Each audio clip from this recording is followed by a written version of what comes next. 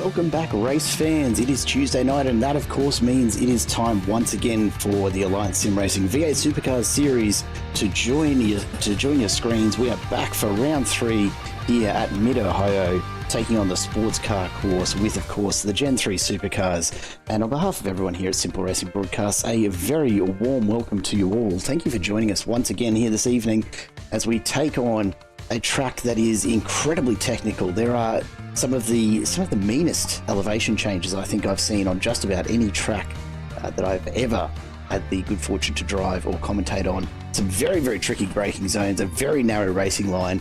For such a wide open space that you see here in Ohio, this is a very much precision and patience type track. And of course, the championship contenders will need to keep their cool or risk it all here in order to take away the points.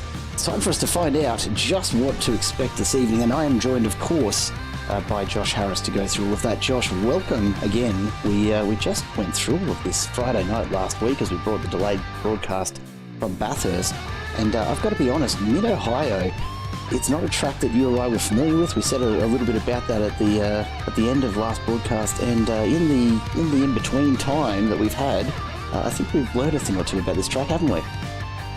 We definitely have, Jared. Good evening. Thank you very much for having me again. I'm very excited to be along and joining you over here in the fantastic United States of America, having a bit of fun in Mid-Ohio. We did learn a thing or two, Jared.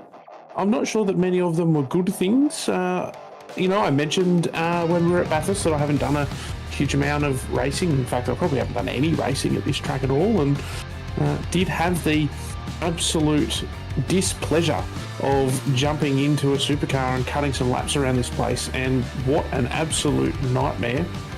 Some of the most unforgiving elevation changes, not only from being able to see out of these cars, which is already hard to do, but racing in a pack here, Jared, is going to be incredibly difficult. I'm sure that we'll talk about that at some point tonight. I'm just looking at tonight's race format, Jared. 17 laps and 38 laps, 2 compulsory pit stops. We know absolutely that compulsory pit stops means a change in strategy. It means mixed fields and all of those sorts of fun things. I don't know that we're going to get through this one particularly cleanly. Hopefully, Jared, I'm going to put it out there. Hopefully, less safety cars than we had on Friday night for our delayed broadcast, but it's an exciting prospect of what's going to happen tonight and how these guys will adapt to what is an incredibly challenging circuit, and not something that we've probably got a huge amount of experience at. What I will chuck out there, for those that have a good enough memory, Jamie Dyke threw it out in the broadcast the other night when he jumped in for an interview that this is a pet track of his. So there's something to watch right from the outset, Jared.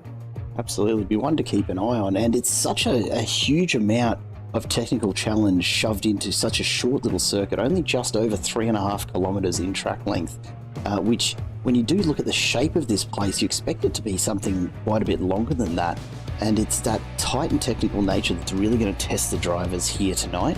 We talk about those couple of compulsory pit stops. As always, the overcut or undercut will be a decisive factor, I'm sure, when it comes to deciding the winner in race number 2. But when you're talking about, average lap times of well under a minute and a half around here, we are going to see a huge amount of shuffling of the order as people do get through those compulsory pit stops. So it's going to cause some real havoc, I'm sure, as these drivers try to negotiate their way back through traffic, and certainly as the front runners find themselves caught in amongst perhaps the back of the pack. It's going to be an absolute strategic battle for race number 2. Race 1, though, an all-out sprint. I've already heard from a couple of conversations with drivers prior to this evening's session that the practice sessions have been a little bit hairy, particularly with the elevation changes as you go through the S's just after China Beach at turn 5. So turn 6, 7, 8, you can see at the top of your track map there, the amount of weight that comes off these cars as they go over some of those crests. We're being told that even the slightest of touches between cars is enough to send them both into the walls. You cannot recover it here at Mid-Ohio. So going to be a very, very interesting night of racing. We're going to get underway with qualifying very, very soon, but before we do that, a massive welcome back to all of you watching at home. Good to see a couple of our usual friends here. Tim Lawson back in the chat. Scott joins us in support of Mark Poynton from Frog Leap Juice Racing. And Nathan Allen has noted that the corners here are absolutely tighter than your grandmother's hugs. I think that is very kind to say about Mid-Ohio, because there's no denying that this is going to be a super challenging track. The drivers just finishing up their practice round. We're about to go down to the qualifying action, but before we do that, I would like to take a look at just some of the championship standings after our first two rounds, and just have a bit of a view of just how it's shaping up 2 rounds into this. And last season's champion Matt Vanderkraan, look, he's not a long way out in front just yet, Josh, but he's certainly starting to establish that lead that he is famous for at a very early stage. 563 points, getting himself a bit of separation now from Jamie Dyke.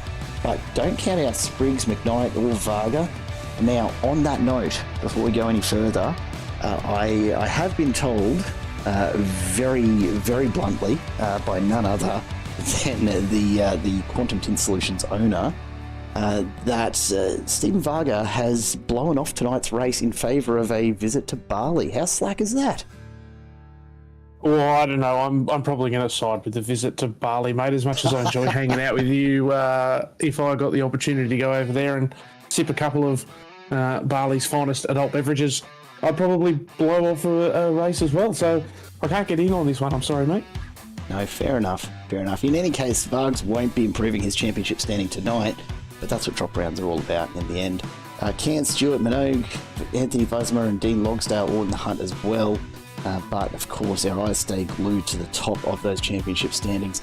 Let's go down to the track and check out the qualifying action as the drivers do get out on track. And we will start off with none other than, of course, Matt Vanderkraan, who is out on track right now and making his way around. We'll try and take a full lap with one of these drivers at some point shortly. In fact, let's jump on board right now with Matt Vanderkraan as he does go around on his flying lap. And it's going to be a very interesting drive, this one, I'm sure. Vanderkraan makes his way around the keyhole, so turn number 2, the first really challenging turn as you start to get onto the backside of the track here. This is the straight that I think is going to generate the most passing opportunity as they make their way down through the very shallow turn 3 and towards turn 4. Again, the camber here, very important to get right, Josh. You very boldly pointed that out as you tried desperately to hold on to the V8 Supercar as I was watching you put it through these corners, mate. But then down here into the S's, and this is where it gets really hairy. You've got no visibility up and over as you go from left to right transition. And it's really going to take a very brave driver indeed to make it through there unscathed. Through turn 9 down into Thunder Valley. We go underneath the Mid-Ohio sign and back up as we head into turn 11, and then down to turn 12, the carousel that brings us back onto the main straight. The pit entry just off to the left here of the carousel, you'll see it there. It's a very awkwardly placed pit entry as well. And then back on, that is a hot lap around Mid-Ohio. And worth pointing out at turn 1 here, take a look at that curb just on the left as the pit exit looms. Driver's going to have to be really careful not to smack that one as well, I suspect. Yeah, it's such an interesting track, Jared. As you said, it's not particularly long. It's only 3.5 kilometres, and we're seeing lap times from these guys, in the vicinity of a minute and a half. And what that tells us is that it's actually not that fast, but what I can tell you, Jared, from driving on this is it is so narrow and it's so undulating and the corners are so blind that you feel like you are going a million miles an hour, and that is just because these corners really do sneak up on you. And this corner that we're just watching here, I do apologise, my corner names aren't particularly proficient here yet, but the end of the big long back straight, and it looks nice and open on entry. So my prediction for tonight is a couple of people just maybe mistaking their braking marker and anticipating, or forgetting just how much that corner tightens up as you go through it. It's a very interesting track, Jared, and one that I think is going to lend itself to just maybe a few results that we're not used to, because I think that small mistakes here have the potential. Oh, that is a huge accident. I have no idea how he's managed that, and that's certainly going to affect his time. That was a huge incident to finish off that qualifying lap. Yeah, look, the good news for you, Josh, is they haven't actually named most of these corners, so that does make our life a little bit easier. Really, you've got the carousel that brings you back onto the main straight. You've got the keyhole, which is your first U-turn hairpin is the word I'm looking for. My goodness.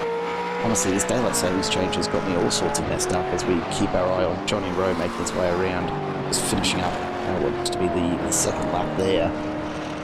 We'll take a look. Chad Vigard just on his way out on his first hot lap at the moment.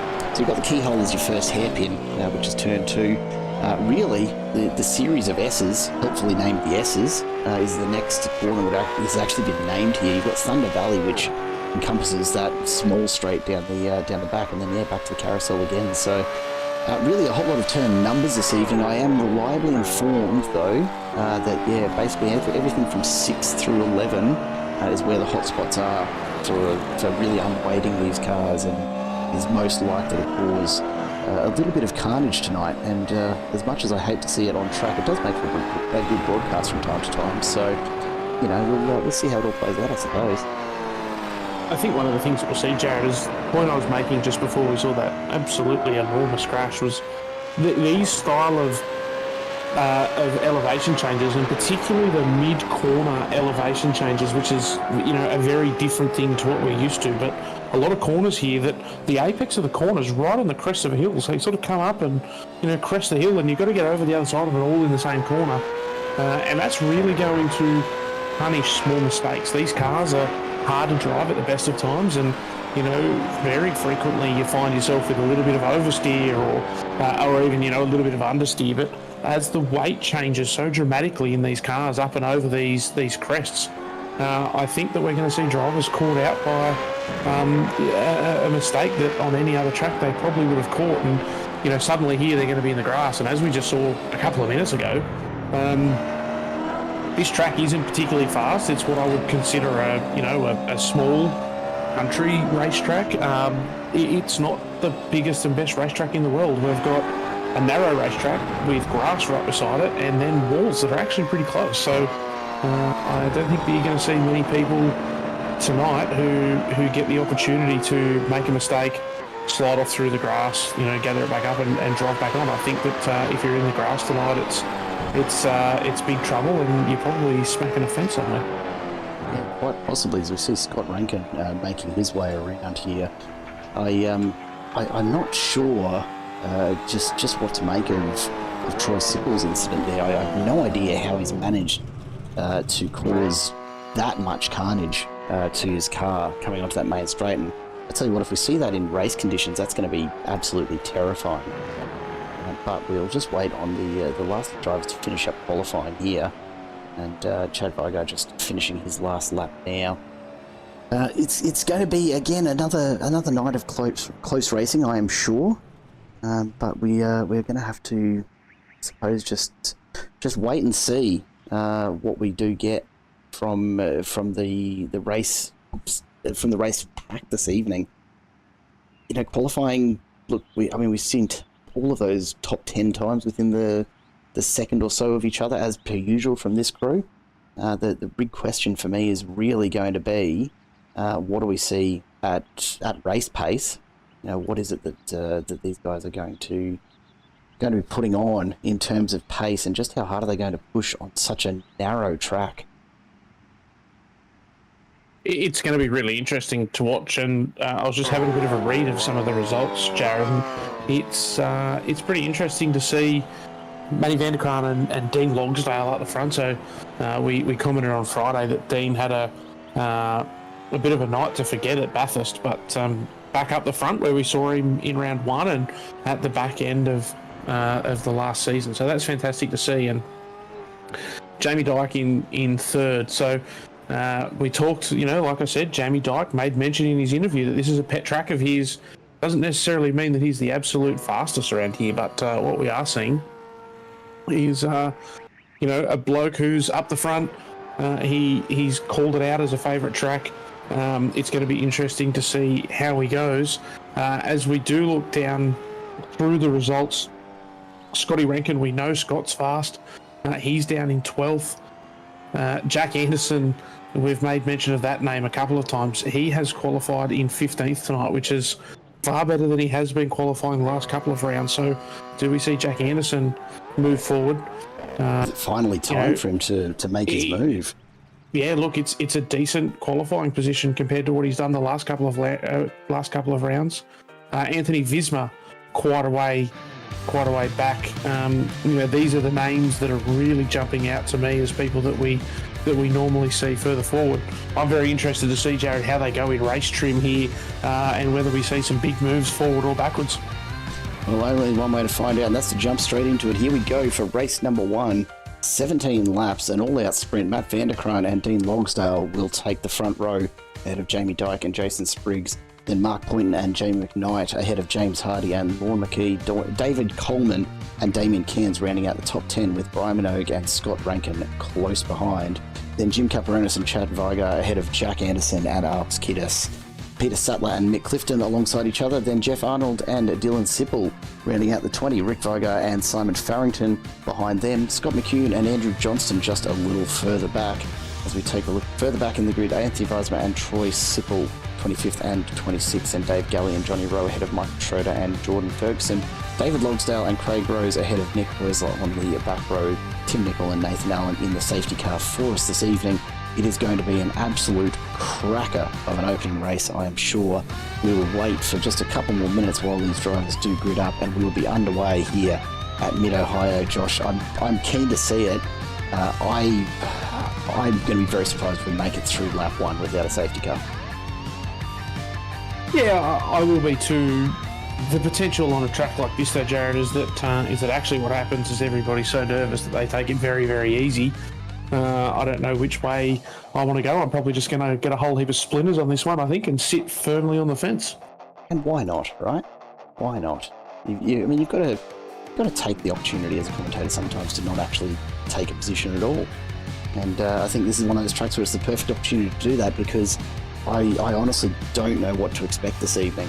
It feels like forever ago we were looking at Bathurst, and Bathurst does seem like I don't know, maybe it's just a familiarity with the track that I'm different kind of treacherous, I think, Jared.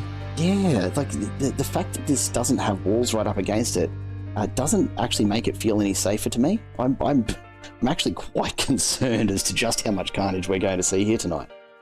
Sometimes the lack of walls is actually a scary thing, Jared. When you've got a wall right up beside you, you typically brush up against it, or maybe hit it side on. The problem with grass is that you can very quickly lose control in the grass, and then you have no say over the impact that you have with the wall, which I think is a very different thing. And I think that time will tell just how bad it is. What I'm interested in, it looks to me like there are people lined up all the way through the second to last corner. Actually, if you go to the back of the grid here, have a look at it. Right back through the carousel.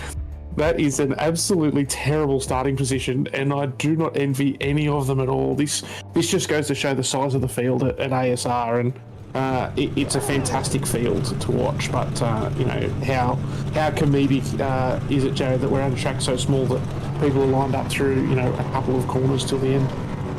Well, it won't be long now. We've got the lights up, under starters orders. We wait for the countdown. The revs rise.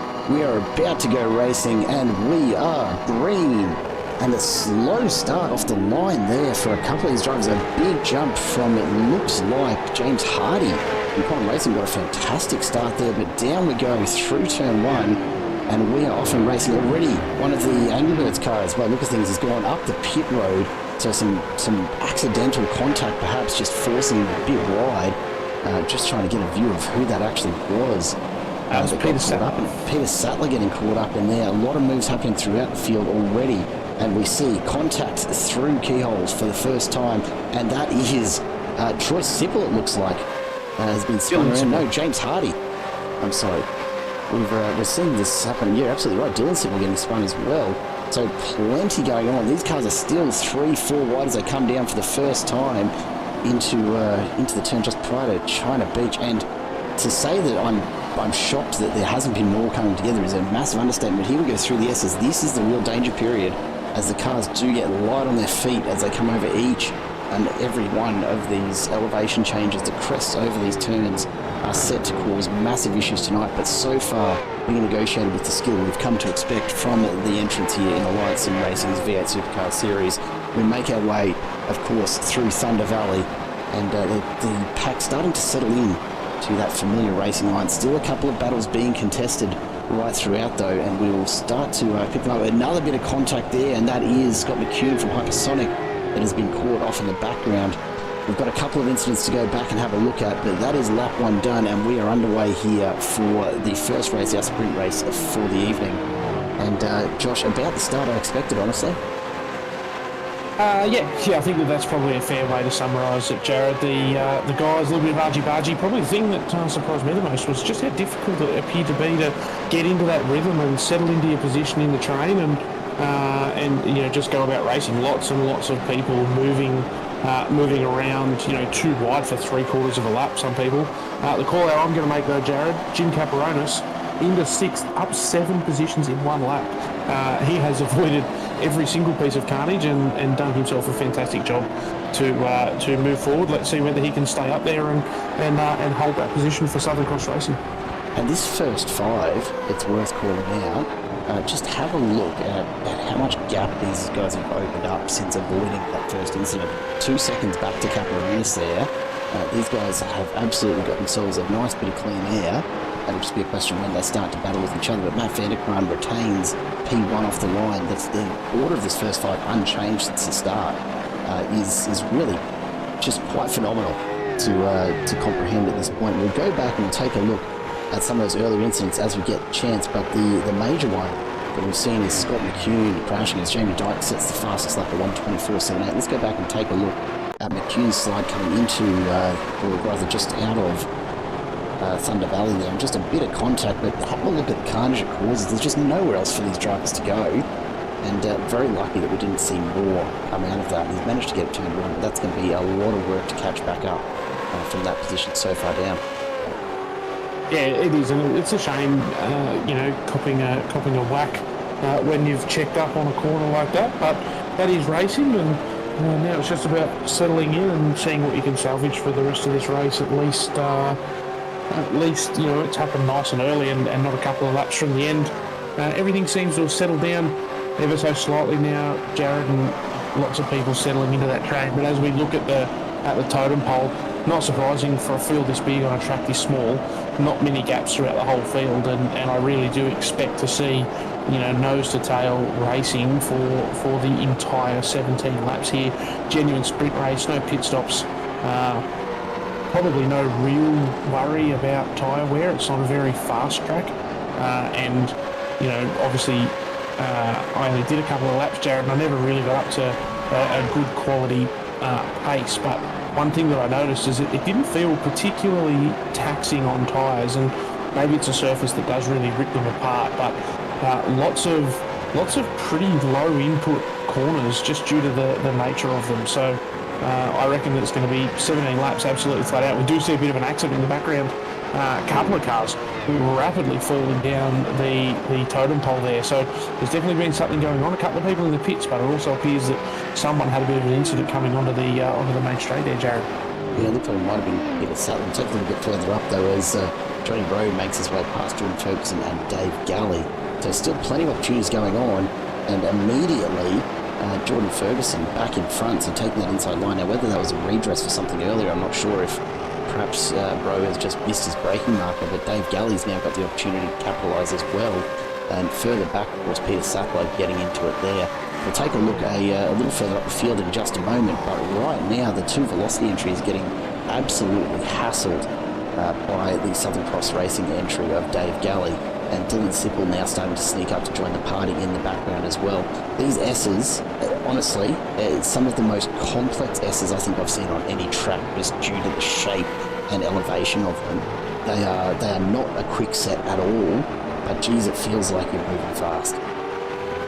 Yeah, it does, and I think that just comes through to the difficult nature of them. Probably the slowest track that I've ever felt fast at. You know, there's tracks in the world like Winton, which are slow tracks that feel slow.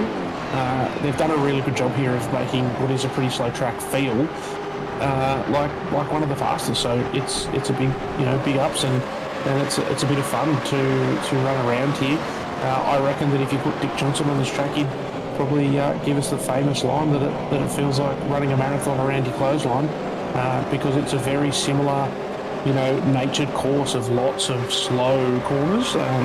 The thing that makes it fun and exciting is those elevation changes and blind corners, which a lot of other tracks don't have. Yeah, honestly, I don't know that I'm going to be able to say any other track has elevation changes after this one.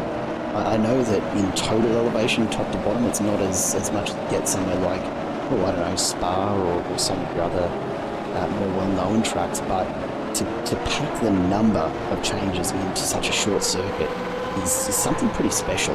It's a track that I'm going to be keeping an eye out for in future races and future seasons, because I think it's one that will hopefully deliver us quite a bit of entertainment tonight. It already has done. We're only 5 laps in. Of course, I say only 5 laps in. It comes around so quickly, doesn't it? Because it is only that 3.5k track length. Yeah, nice, quick, short, sharp lap 90 seconds ago. It's a lot of fun. As soon as you feel like you're finished, you're starting again, and there's a lot to be said for these, very quick lap tracks. I thoroughly enjoy them. There's not much rest though, so by the time that you do get to the end of 17 laps, and especially next race, 34 or 35 laps or something, that's going to be punishing. But for these quick sprint races, they're lots of fun. You talk about elevation change, Jared. One track that's coming to mind is Virginia International Raceway. It's a very similar track. A couple of elevation changes and tough corners with strange cambers and on the peak of a hill and tough S's and things. It must just be a hallmark of these American style small circuits. I think that it's a fantastic way to go racing. Absolutely. We'll take a little bit of a look back, because this pack is getting a little hairy in the battle for 13th. Out in front, Mick Clifton is controlling things at the moment, but Jack Anderson, Alex Kiedis, Rick Viaga, Anthony Weismer, James Hardy all in amongst it.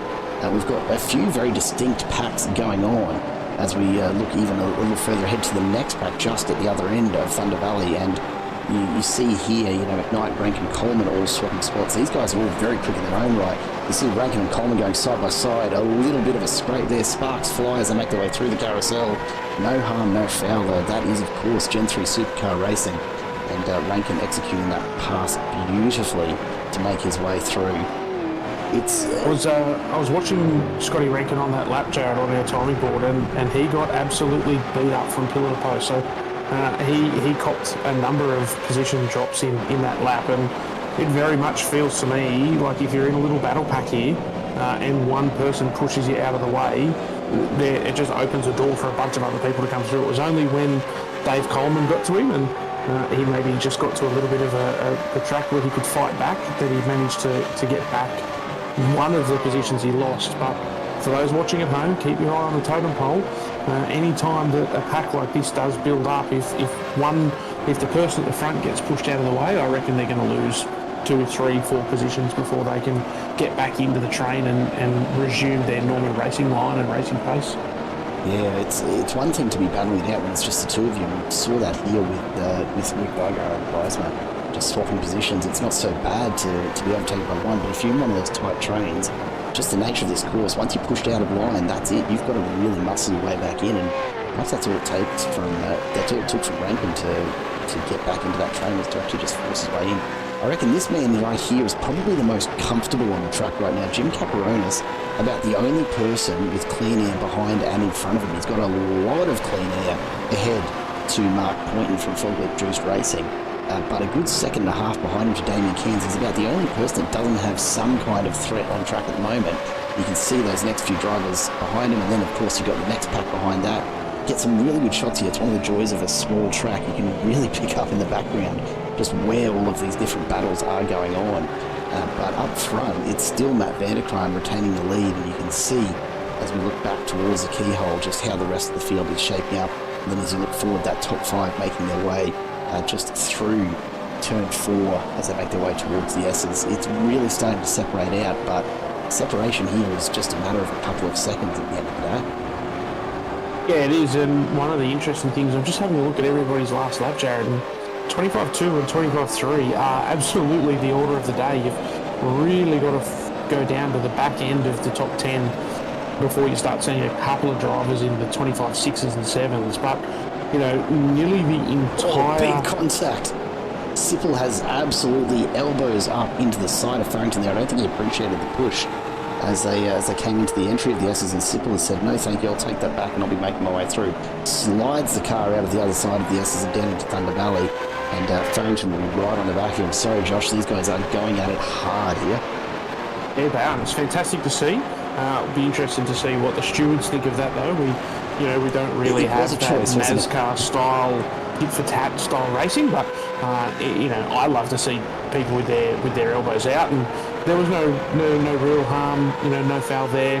A bit of tough racing, maybe a little cheeky, but certainly not someone in the fence, and that's exactly the sort of hard racing that we want to see. Just to wrap up my last comment, Jared. All the way down to basically 20th before we see cars out of the 25 space, and everyone else up the front doing sort of 25.2, 25.3. So you've got 25 cars that are all operating. Oh no, we see here a spin for... I think that's one of the teenage AR cars, and what a fantastic piece of driving to avoid any further incidents there. I'm not sure who it was in the Quantum Tint Solutions car. That's Craig Rose. Craig Rose pulled it up beautifully. Yeah, a little bit of genuine, heads-up racing, being able to see that. But yeah, it's really exciting racing. It's going to be very difficult to move forward with so many cars lapping at such a similar speed, Jared. Yeah, 100%. We're seeing that already in some of the battles you've got going on. These guys are really having to get very, very physical to force their way through. And with such a tight track, it's really hard to find an alternative line, especially when you don't have much of a run. The key that we've seen so far, and it's not surprising, has been turn 4 at the end of that main straight out of the other side of turn 2, the keyhole, which these drivers are on their way towards now. And this is where you've got to start to set up for that pass, and later on you've got to be ready for it. You've got to get a perfect exit here out of turn 2 to set yourself up at the other end of this effective straight. We'll call the kink in the middle just part of the straight, really. As we see David Coleman, he's not quite got the exit he would have hoped for there. He's not going to have an opportunity. Rankin's got an absolute flyer, so he's going to close the gap to it right in front of him. Not close enough, though, to put the move on, as they get hard under brakes coming down towards, trying to beach off to the left there. They go up the hill again and then down again immediately as they make their way into the S's. And really, look, I'm a little surprised to not see more debris on the track already. You can see a little bit of it getting kicked up here and there, but I was actually expecting these guys to be taking a lot more off the grass just to try and open this track up a little bit. Now, whether that happens as we get into the tail end of this race and certainly into the middle of race number 2 remains to be seen, but at the moment it's been fairly tidy, really.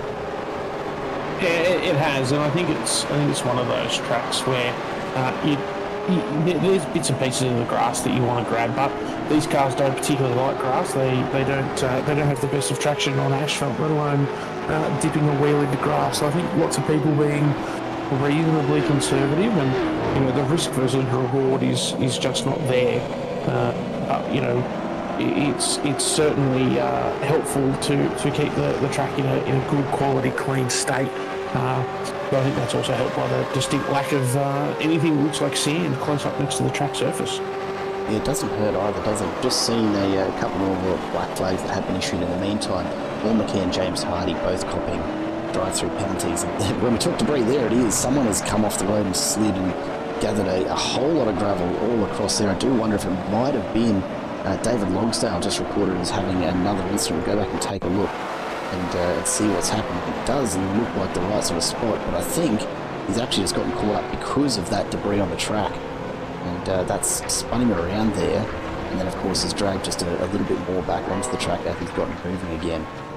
Such is life through that particular set of turns. It's a nasty one. Johnny Rowe also just having another incident as well. This one looks to be from a little more car contact than debris on track, but he'll get moving again and comfortably off the racing line. So thankfully no further incident. And so far, for the number of cars that have ended up sliding or being turned the other way, it's been remarkably clean. It hasn't resulted in a safety car period at this stage.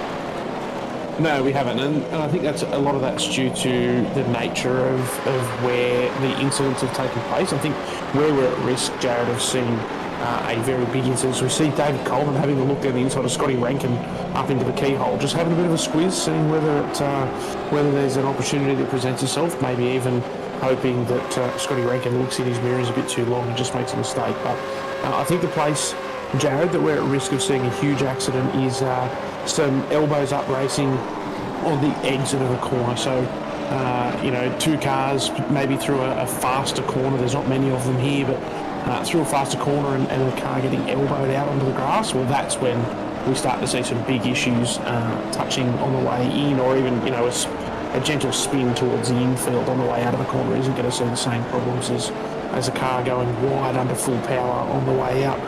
As we did just see there, there's lots of close together racing. We just saw a nudge then, and I'll give all of the drivers tonight credit for the lack of incidents that we've seen through touching. There's been far more panel rubbing than crashing tonight. I think that's a really good thing, as we do see potentially Weismer there was way off. Oh no, as we see behind, in the back. Just a little bit of a touch, and potentially there straight away a redress between Kiedis and Anderson.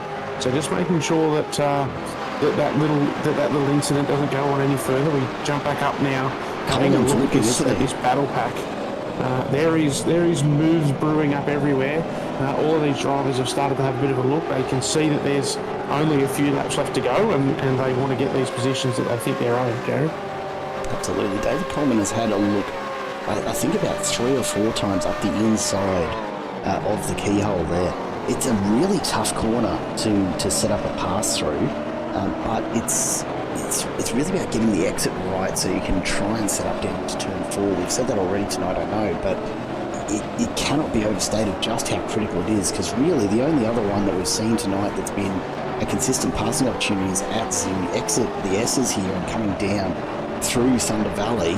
Seems to be where a lot of passing gets done. If you get the run down the hill here, you can go side by side through this section. It's one of the widest parts of the track.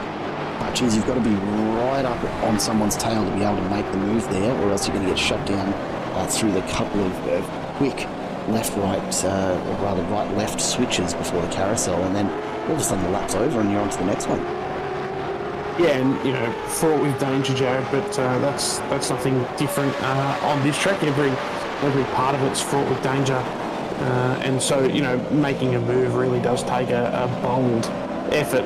And if we do jump forward to the front 5 now, I'm pretty sure, if I'm not mistaken, the front 5 still in their starting order. So what we see here is 5 drivers who are very evenly matched on pace, just not able to put a move on. So no passing opportunities that are good enough to generate something against drivers of this quality. And what we're really seeing here is some people who are so genuinely matched on pace that there's just nothing presenting itself. And it's not the most exciting racing, Jared, but from a motorsport enthusiast point of view, I think it's important just to point out, we've been talking over and over and over again about how hard this track is, and how it's crazy to think about all these undulations and blind corners and hard cars to drive. And here we are talking about 5 people that have been nose to tail. They have basically sat, they're all they're less than 2 seconds apart from nose to tail, and they have been for 15 laps in a row now. That says more about the quality of driving than it does about the lack of excitement, in my opinion. Yeah, and look, honestly, it's a cool head situation as well, right? Jamie Dyke has been fairly close behind Dean Longsdale for a good portion of this, but he's not pushing the issue without a slip from Longsdale. And you know, it's easy to see why. We've already seen how many positions you can lose with just a brief off-track here. Right now, you're positioned really, really nicely for some really good quality championship points here in race 1. None of these top 5 drivers are going to be silly enough to throw that away for just a couple of extra points if you manage to pull the move off. The risk factor here is really, really high. When we've got these 5 drivers all grouped in together here, you just want to be consistent, maintain your pace, keep away from the chasing pack from Jim Caperonis onwards, P6 down. And these guys are set up to receive a nice chunk of points and a pretty healthy position into race number 2. Remembering, of course, a reverse top 5, so these 5 are going to be sitting rather comfortably up the front of the grid for race number 2 at this stage, and they wouldn't want to jeopardise that either. No, and we've talked a few times now, Jared, about would you deliberately stay where you are to maximise your starting position. Of course, no driver does that. Championship points are far more important than anything else. What you would do, though, is you do have to weigh up the risk versus reward, and if you put yourself in Poynton's shoes, he's got 5th place points basically in the bag. He's got a pole position for the next race basically in the bag. What is the reward versus the risk if you put on a dive bomb? If something opens the door. Speaking of dive bombs, if we... Jamie McKnight has just charged through. Scott Rankin's lost a couple of positions in this.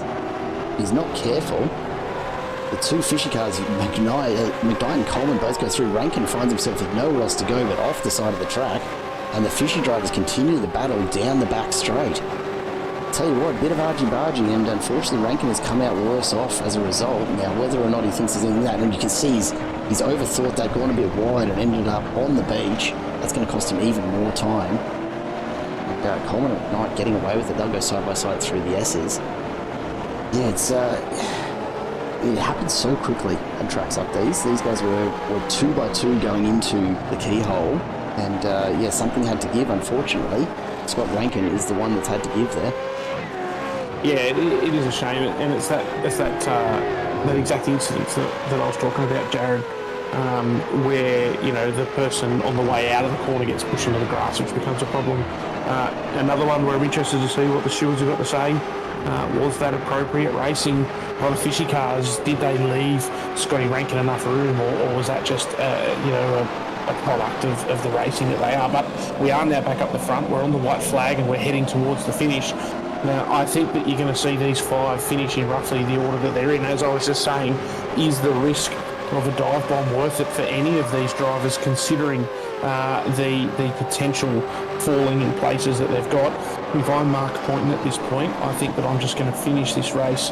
I'm going to enjoy the position that I've got. I'm going to make the most of my starting position in the next race. There's no way that I want to jeopardise that. And to be fair, I think that actually counts for all the other drivers too, Jared. If you're up the front in this race, you're happy with the points that you've got, then you're only going to fall to 5th at worst. And if you're in the back of this little group, you're guaranteeing a good spot on such a tough course. Probably not worth having a dive bomb. So I think that we're just going to see these guys come around now. Line astern, Jamie Dyke has had a fantastic run on this last lap and closes up onto the back of Dean Longstale. He's potentially thinking about it, but as we do come into the last series of corners, I don't really expect anything to happen here. We're going to see the first 5 drivers cross the line all within 2 seconds of each other. A fantastic first race, nose-to-tail racing throughout all of those drivers, and impressively, the first 5 drivers finishing in their starting position. Fantastic bit of racing, as we do see Damien Cairns cross the line in 6th, Jim Caperonis in 7th. So I made the mention, he got up 7 positions on lap 1, did Jim Caperonis, and he managed to only lose 1 throughout the rest of that race to Damien Cairns. 8th was Chad Vigor, 9th for Jamie McKnight, and 10th for Dave Coleman in the 2 fishy motorsports cars. I think with potentially little asterisks there, just waiting to see if the stewards have got anything to say about that second last lap move, Jared. Yeah, it's a bit of a question mark, but of course we will hear about that in due course. I'm not sure what happened to James Hardy. We just went back to the replay there briefly, and it looked like he had pulled the car off to the side and pulled it up a lap early, so not quite sure what to make of that. But that does mark the end of race number 1. We'll just wait for the final results, provisional results at least, to be tallied before we can share the results here. But look, probably, despite all the issues, probably a cleaner start than I expected this evening, and it fills me with hope for race number 2 that maybe we'll get through without a safety car. Who knows? Yeah, we can only hope. I think that was really impressive. I'm now interested to see, Jared, whether a longer race suddenly starts, making people want to make some moves because they saw how hard it was to pass. Do we see a little bit more argy-bargy? But a fantastic race 1, and I'm excited to see what the strategy of pit stops can throw into the mix for race 2. Absolutely. As we take a look at the results, Matt Vanderkraan, Dean Logsdale, Jamie Dyke, Jason Spriggs and Mark Point all finishing exactly where they started at the beginning of our 17-lap sprint. So the top 5 taking it all the way from front to back. I don't think they actually even swapped positions once throughout that entire 17 laps that I saw. So just a very, very strong train of drivers out in front. The question will be whether Mark Poynton can lead the way from the reverse top 5 grid and have them come back in the reverse order to finish out race number 2. I figure that's probably a little bit of an ask at this stage. Damien Cairns takes 6th ahead of Jim Capranis in 7th, and Chad Brygart, Jake McKnight and David Coleman rounding out the 10. Scott Rankin finishing in 11th after that very interesting little bit of back and forth with the Fishy Motorsports drivers. So we'll see if anything does come of that down the track as well, I am sure. We've then got Anthony Weisman and Mick Clifton ahead of Alex Kidas and Rick Vigar, Lauren McKee, Michael Schroeder and Jack Anderson rounding out your top 18 as we take a look a little further back through the results. We've got Troy Sipple in 19th, Simon Farrington in 20th, Andrew Johnston and Jordan Ferguson ahead of Brian Minogue and Scott McEwen, then Peter Sattler and Dave Galley finishing ahead of Dylan Sipple and Jeff Arnold. Johnny Rowe in 29th ahead of James Hardy in 30th. Craig Rose and David Logsdale a lap down. Nick Heusler does not appear to have made the start, so we'll see if he does get issued points there, but was set to grid. Not quite sure what's happened. We'll just have to I guess wait and see at this point. Tim Lawson just noting, fishy hunting in packs, not wrong at all. That was a very, very interesting couple of corners, and I'm sure some conversation going on in a couple of team rooms right now after all of that. We are going to take a very quick break for a word from our major sponsors, and we will be right back.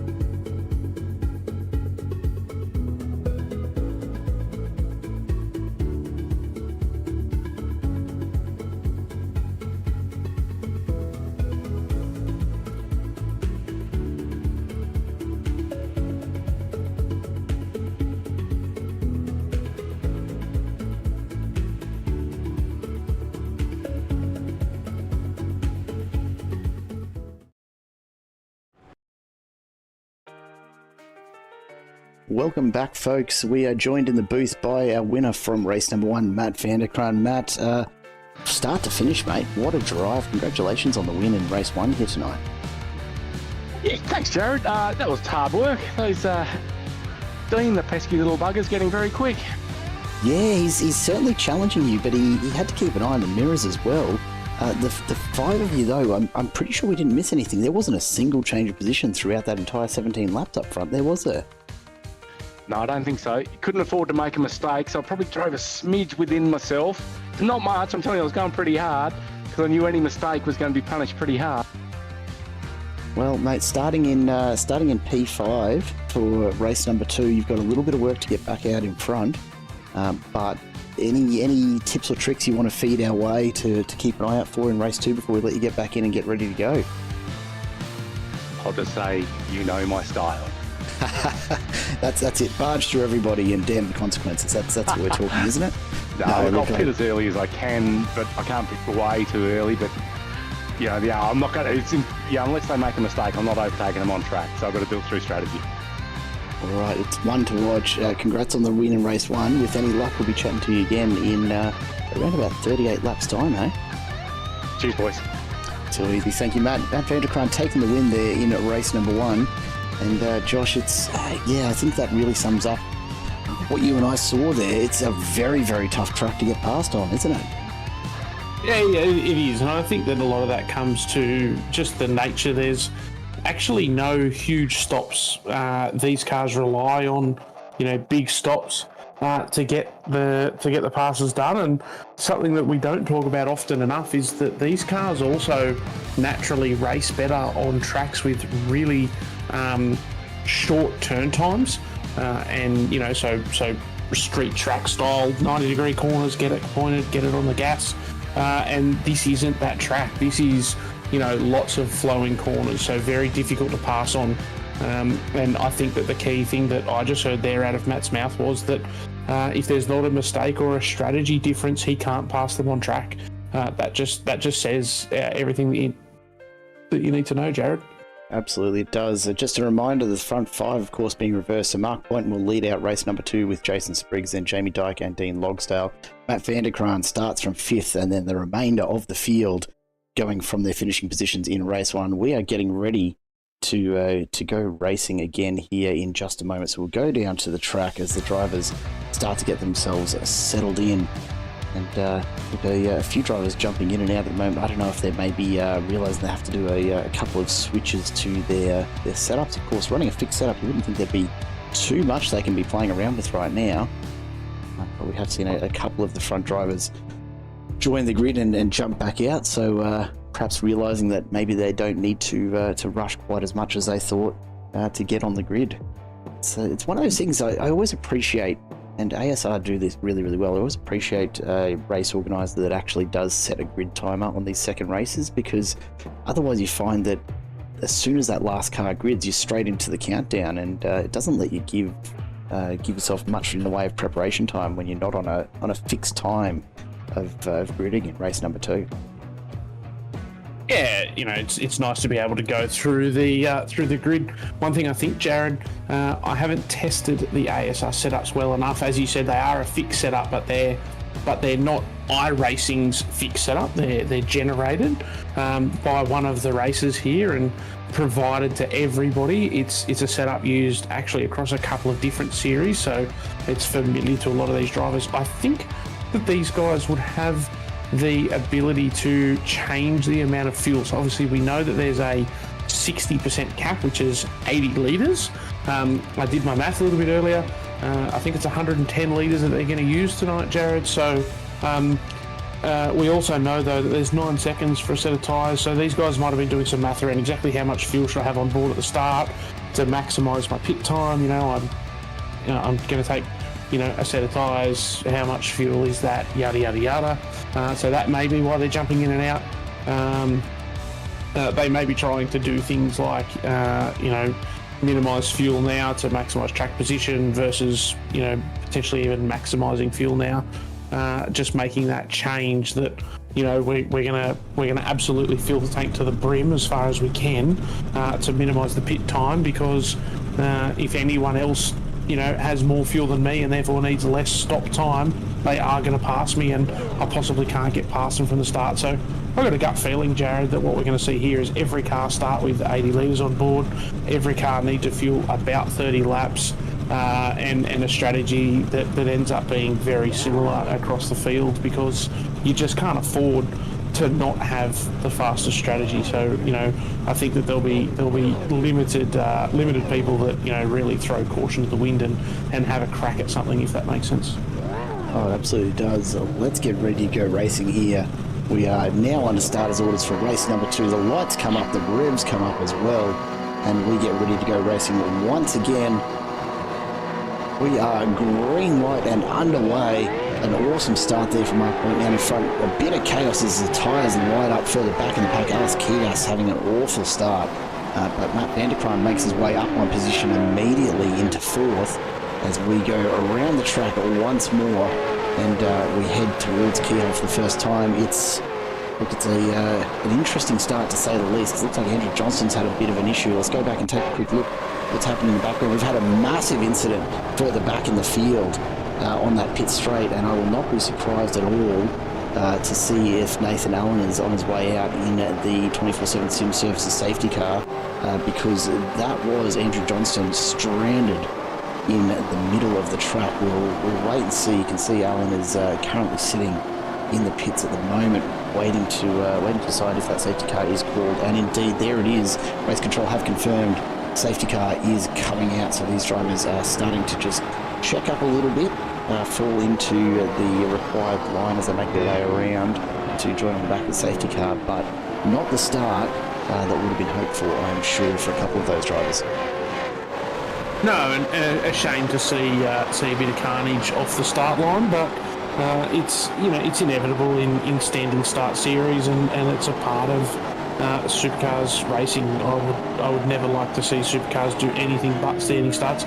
Interesting to see a bunch of people diving into the pits straight away. Now, what we do know is that this is a genuine fuel cap, so these drivers will be taking their compulsory pit stop, probably, up on the jacks and straight back off again. I'm not expecting to see them in the pit lane for very long, unless just chucking it out there as a potential. Excuse me. Unless some people did take the opportunity to start light, with the consideration that this might be a thing, and if it's not, they've got a light car, and if it is, well, they get a pit stop done. But we see a huge number of cars in the pits.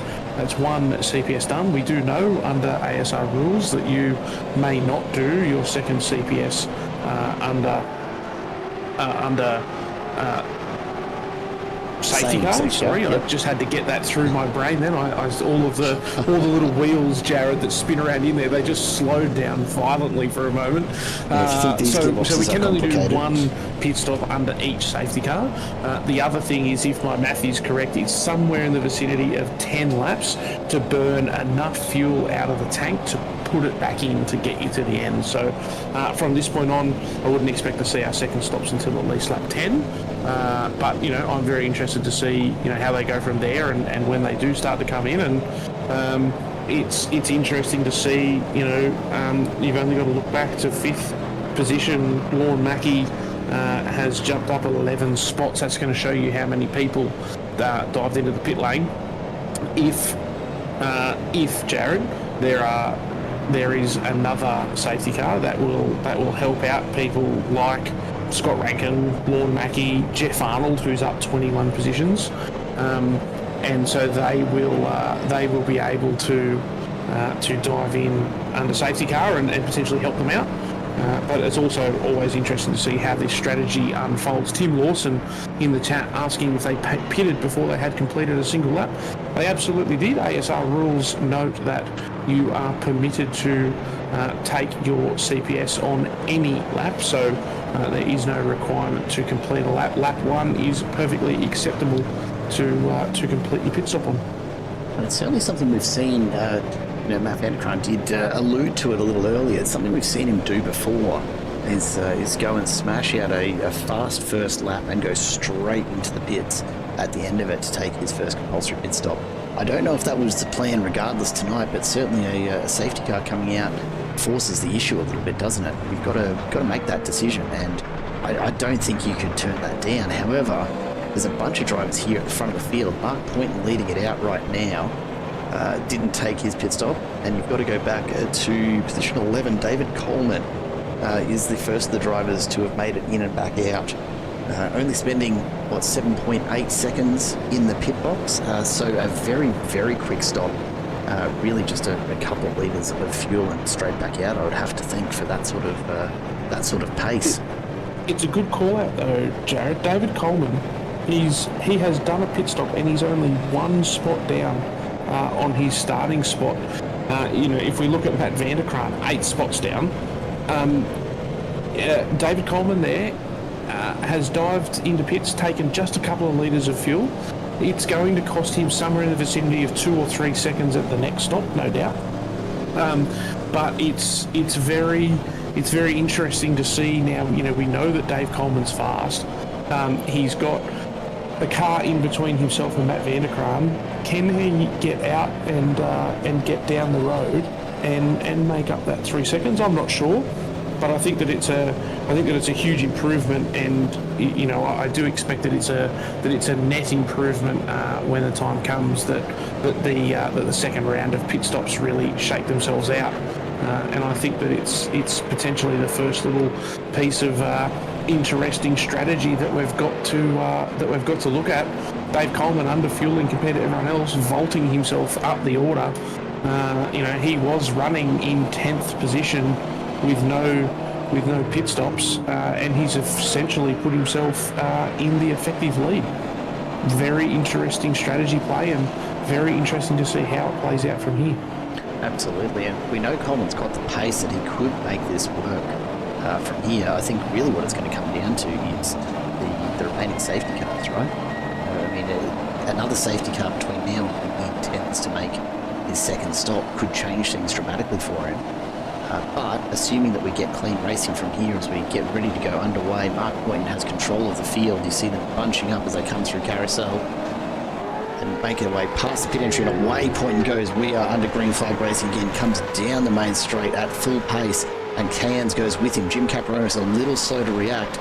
They will make their way through turn one, and we are hoping to see a nice clean couple of laps. Now we've effectively had a bit of a rolling start here almost.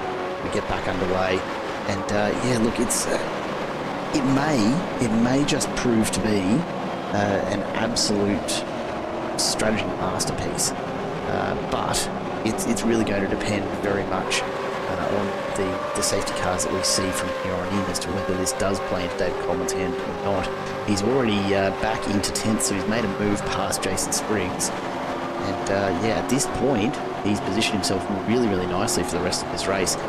Quite a bit going on back there. We'll go back and we'll have a look, because Anthony Weisman is making a move. He's pushed past Jordan Ferguson and looking to battle his way back up through the field, as we see David Coleman take another spot up the inside on the entry to the S's. There is definitely some movement afoot. No one waiting around for these tyres to come up to temp. They are pushing hard to make the most of this restart and try and close the gap to some of these drivers out in front. David Coleman perhaps just starting to put a little bit of space between himself and Spriggs, who is the next driver that has completed that first pit stop. So, look, plenty to go yet. We're only on lap 4 of 38, but it's a very, very interesting and promising start for the Fishing Motorsports driver.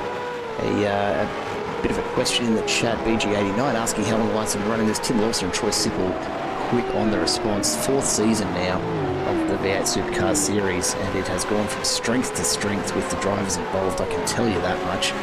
It is a very, very consistent level of driving here with Alliance Sim Racing, and absolutely no question about the quality of driving you're going to see here absolutely every week of every season. One thing that we're seeing, Jared, right now, as you mentioned, Dave Coleman putting on a couple of moves, and it's worth noting that the guys that he's racing, they're up 20 odd positions. They are drivers that were a little bit further down the pack in race one.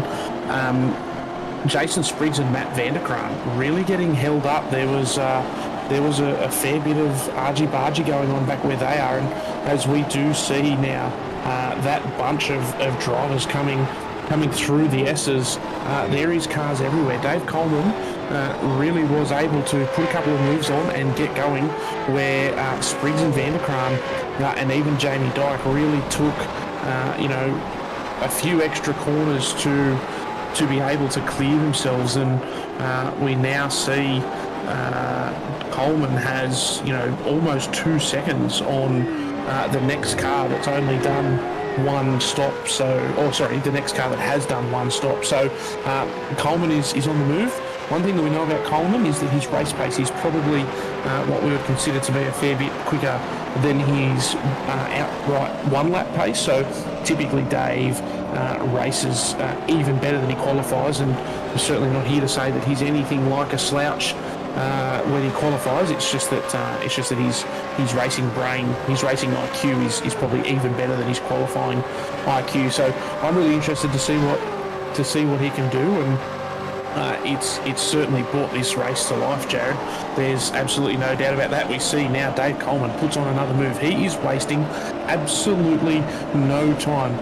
It's almost looking like he's catching these drivers unawares, and they're hardly even noticing that he's catching up to them, and he has just absolutely put on a clinical pass, and they've got nothing to do, no way to respond, because no sooner do they feel like Coleman's moving forward, catching up to them, and he's just gone past and disappeared up the road. So Spriggs at the moment, all the way back in ninth, is going to be watching Coleman disappear up the field, really scratching his head, wondering what he's got to do to stay with him, because like I mentioned, Coleman's got somewhere in the vicinity of a 3 second longer pit stop when it comes to the next one, maybe a little bit longer, but he is, already, what have we got here? Somewhere in the vicinity of, 2 seconds up the road compared to Spriggs. So if he can keep that move on and he can keep that pace up, we might see him when it comes to the second round of pit stops that he's done everything he needs to do. We have now jumped back to Dean Longsdale, Jamie McKnight, as we do see a little bit of an incident there involving a number of cars just coming nose to tail. That very typical mid-Ohio incident of an unweighted car, just ever so slightly gentle touch and putting one of them into a spin. We do have this battle for 19th. Cars are 4 wide. If you thought that these guys were going to chill out just because they're battling down near 20th, you've got another thing coming. They do not give a hoot whether they are racing for first or 21st, Jared. They are putting everything on the line. And, these guys are not that far behind the race lead at the moment as well. It may be, it may be arguing 15th right now, but as pit stop starts to come through, these guys are only just off the back of the likes of Vanderkrant, Spriggs and Dyke. They're just a little bit further up the road, so plenty going on to keep your eye on. We did catch that earlier. That was Johnny Rowe getting caught up and pushed sideways, I believe. And I was going to say that it looked as though Johnny Rowe, the Velocity Racing Team entry, was actually what was causing the most difficulty for Spriggs Vanderkrant to actually get a move on, because he was racing really defensively and doing a good job keeping them behind him. But David Coleman made his way past much more readily earlier on, and that's what's allowed him to get away a little bit. We've now got this pack that are desperately trying to catch up to Coleman. Really, Jason Spriggs is the front runner of that pack there, who needs to get a move on. But you've got Jeff Arnold and Dave Galley ahead of him that he's going to have to get through before he even starts to nibble away at the Fishy Motorsports lead that David Coleman has built up. And that is starting to extend, 2.5 seconds now. That is going to continue to build if he can't fight a way through. A little bit of frustration creeping in there. You can see just a few reactive moves having to be made as Galley just parked it on the apex a little, and Spriggs has had to back out, and the Ponsatina effect back through Vanderkrant and Dyke, my goodness, and Jamie McKnight as well. Then Dean Logsdale further back. All 4 of these drivers very, very quick in race 1, and right now they're going to be starting to feel their blood pressure coming up a little as they struggle to maintain contact with David Coleman. And of course, it's often frustrating as a driver to be battling with someone who's in those places because they haven't had a pit stop when you have. But the one thing that's worth noting is this is for track position, and fighting for your track position is absolutely allowed. And these guys that are up the front, they're doing everything they can to manage and maximise their track position and make sure that they get a good outcome out of the race. As we do move to the chats or the comments in our chat, and a request about the math on the critical lap. I haven't done the math in high detail, but what I can tell you is it's just over 2.9. Yeah, 3 wide again, Jared. It's not that uncommon at all around here, and the guys are all doing a fantastic job of making sure that it stays 3 wide, but also 3 all facing forward. 2.9 litres a lap, as I was saying, a maximum of 80 litres in a tank I think that the critical lap is going to be somewhere around lap 10 or 11, but I am more than happy for someone with a better calculator than me to jump in and do that math and confirm it. We take a look a little bit further back in the pack, and still battles going on back here. We were talking earlier about battles for 20th, 21st, and you're looking at Peter Sattler leading out, Ferguson, McCune and Johnny Rowe, the two Velocity Racing Team entries, caught up with the Hypersonic Racing entry in bright orange in the middle of this little pack here. And Peter Sattler looked fairly comfortably holding him at bay for the moment, but certainly between Ferguson, McCune and Rowe, a little bit of back and forth as these guys try and decide if there's a move on. McCune's been threatening Ferguson for a little while now, and just hasn't found the move yet, but let's keep an eye on it as they come down towards Keyhole on lap number 10. He's right on the tail, a fairly defensive line initially, but Ferguson moves over. That's going to allow McCune to just sneak up the inside. Can he hold it all the way through the corner after closed out? Gets the move done, and he'll make his way down to the other end. Obviously an opportunity for Ferguson to respond. I don't think he's got the pace at this point. McCune will settle on in to P22 and get on with trying to reel in Peter Sattler out in front. This is one of the great things about a field of this size and this depth of talent, as noted by our commenters on YouTube. It is a very full field, but plenty of talent right throughout and plenty of battles no matter what level of skill you're at here. None of these guys are anything like what I'd consider beginner level, of course, but there are some very, very fast drivers in amongst this pack, and then there are some very fast, and there are also some fast drivers in amongst the pack, and they all manage to find each other, and we end up with some amazing battles to bring to you, just like this one that we're coming back to now, with Jeff Arnold now dealing with Spriggs, Vanderkraan, Dyker, McKnight, all right on his tail and wanting to get past because they feel like he is in between them and David Coleman, who has now extended that lead out to almost 5 seconds over this pack. This is not looking good for the chasing drivers. They're going to be praying for a safety car to try and bring this gap back down as they start to look 3 wide towards Keyhole. This is dangerous. I don't know if the move's on there, and Arnold's quite wisely shut the door on it, so it'll be Spriggs and Vanderkraan who debate amongst themselves as to who has a shot at it again next time. I think Spriggs wants to get past Vanderkraan and have a crack at Arnold, but nothing on at this stage. This will be where the opportunity is. We see them quite often go 3-4 wide on the way down here, but everyone just settling into that single file and taking it a little easy at the moment while they consider the options. Just taking the opportunity, Jared, to quickly get a calculator out. If my math serves me correctly, I think that lap 11 is potential for your critical lap, although it would be tight. So I'm interested to see whether anybody is sick to death of driving around in this train and jumps out. We know that Matt Vanderkraan likes to pit early. Are we going to see him make the first move? And with him being at the front of the train, if he makes the first move, do we see everyone else follow him in?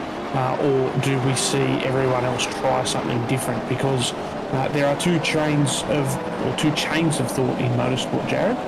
One of them being that you have to do what your opposition does, because if you let them do different things, that gives them opportunity that you don't want to give them. The other chain of thought is that you can't do what your opposition says or does, because then you never do anything different, and then you can never have a good result. As we do see now, Matt Vanderkraan, a very authoritative pass on Jeff Arnold and straight through. We see Spriggs trying to follow him. Absolutely critical for Spriggs that he gets this done, and he does. We're now waiting to see how quickly Jamie Dyke can jump on that. How deep is he willing to be on the brakes down here?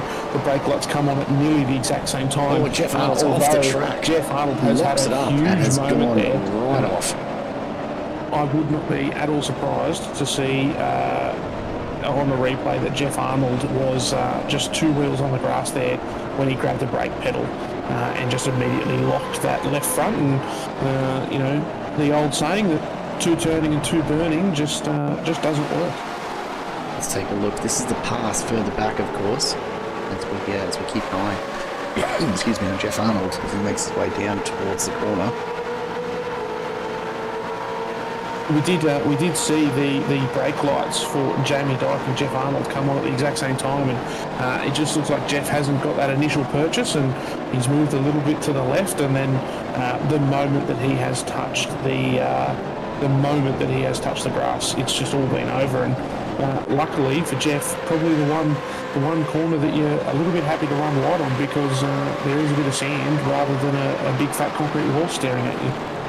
I'll be honest, we haven't really seen a camera shot until now that has explained to me why they call it China Beach. I can't question that anymore. That's a fair comment, mate. That's absolutely a fair comment. It's one of the only places on this whole track that has any meaningful amount of sand at it. Yeah, and meaningful is an understatement. You could absolutely set up there for a beach volleyball tournament when there's no racing going on, I reckon. Look, it's fair. It's a good point. I'm not sure that it's the same sort of sand, Jared, and maybe a little bit of time out on the track for you would be a good thing. But I do appreciate the sentiment, and of course we're always looking for things to do with our racetracks to keep them busy, to make sure that we keep them in business and able to be raced on. Look, I'm an innovative thinker, if nothing else. I'm standing by that one. Matt Vanderkraan now has all the work to do. It does open up the track for these guys. Of course, Briggs, Dyke, McKnight, Bogsdale. That group of five that really were very comfortable in that first race. Now I have a lot of work to do to catch up to David Coleman, because he has just continued to extend and take advantage of the battling that these guys are needing to do to get out and get a move on. He's out to over 5 seconds now. This is going to be very, very promising for David Coleman if he can keep this sort of pace up. We do see, though, on that last lap, Matt Vanderkraan setting his fastest time of the race of 1:25.0. Spriggs behind him, not far or not much slower with a 1:25.1, and of course David Coleman a 1:25.5. So now is the time, in my opinion. Coleman needs to be looking at the lap times of the cars around him. He was able to make hay while the sun shined, and we had some cars that had not completed their pit stops holding Spriggs and Vanderkraan and Dyke up. But Coleman needs to absolutely realise what's going on now, get into the pits, get fresh shoes on, and make the most of those early laps to do everything that he can to maintain his track position. The last thing that Coleman wants to do is to see Matt Vanderkraan eat his entire lead away, and all that hard work goes to waste when Vanderkraan has a quicker pit stop.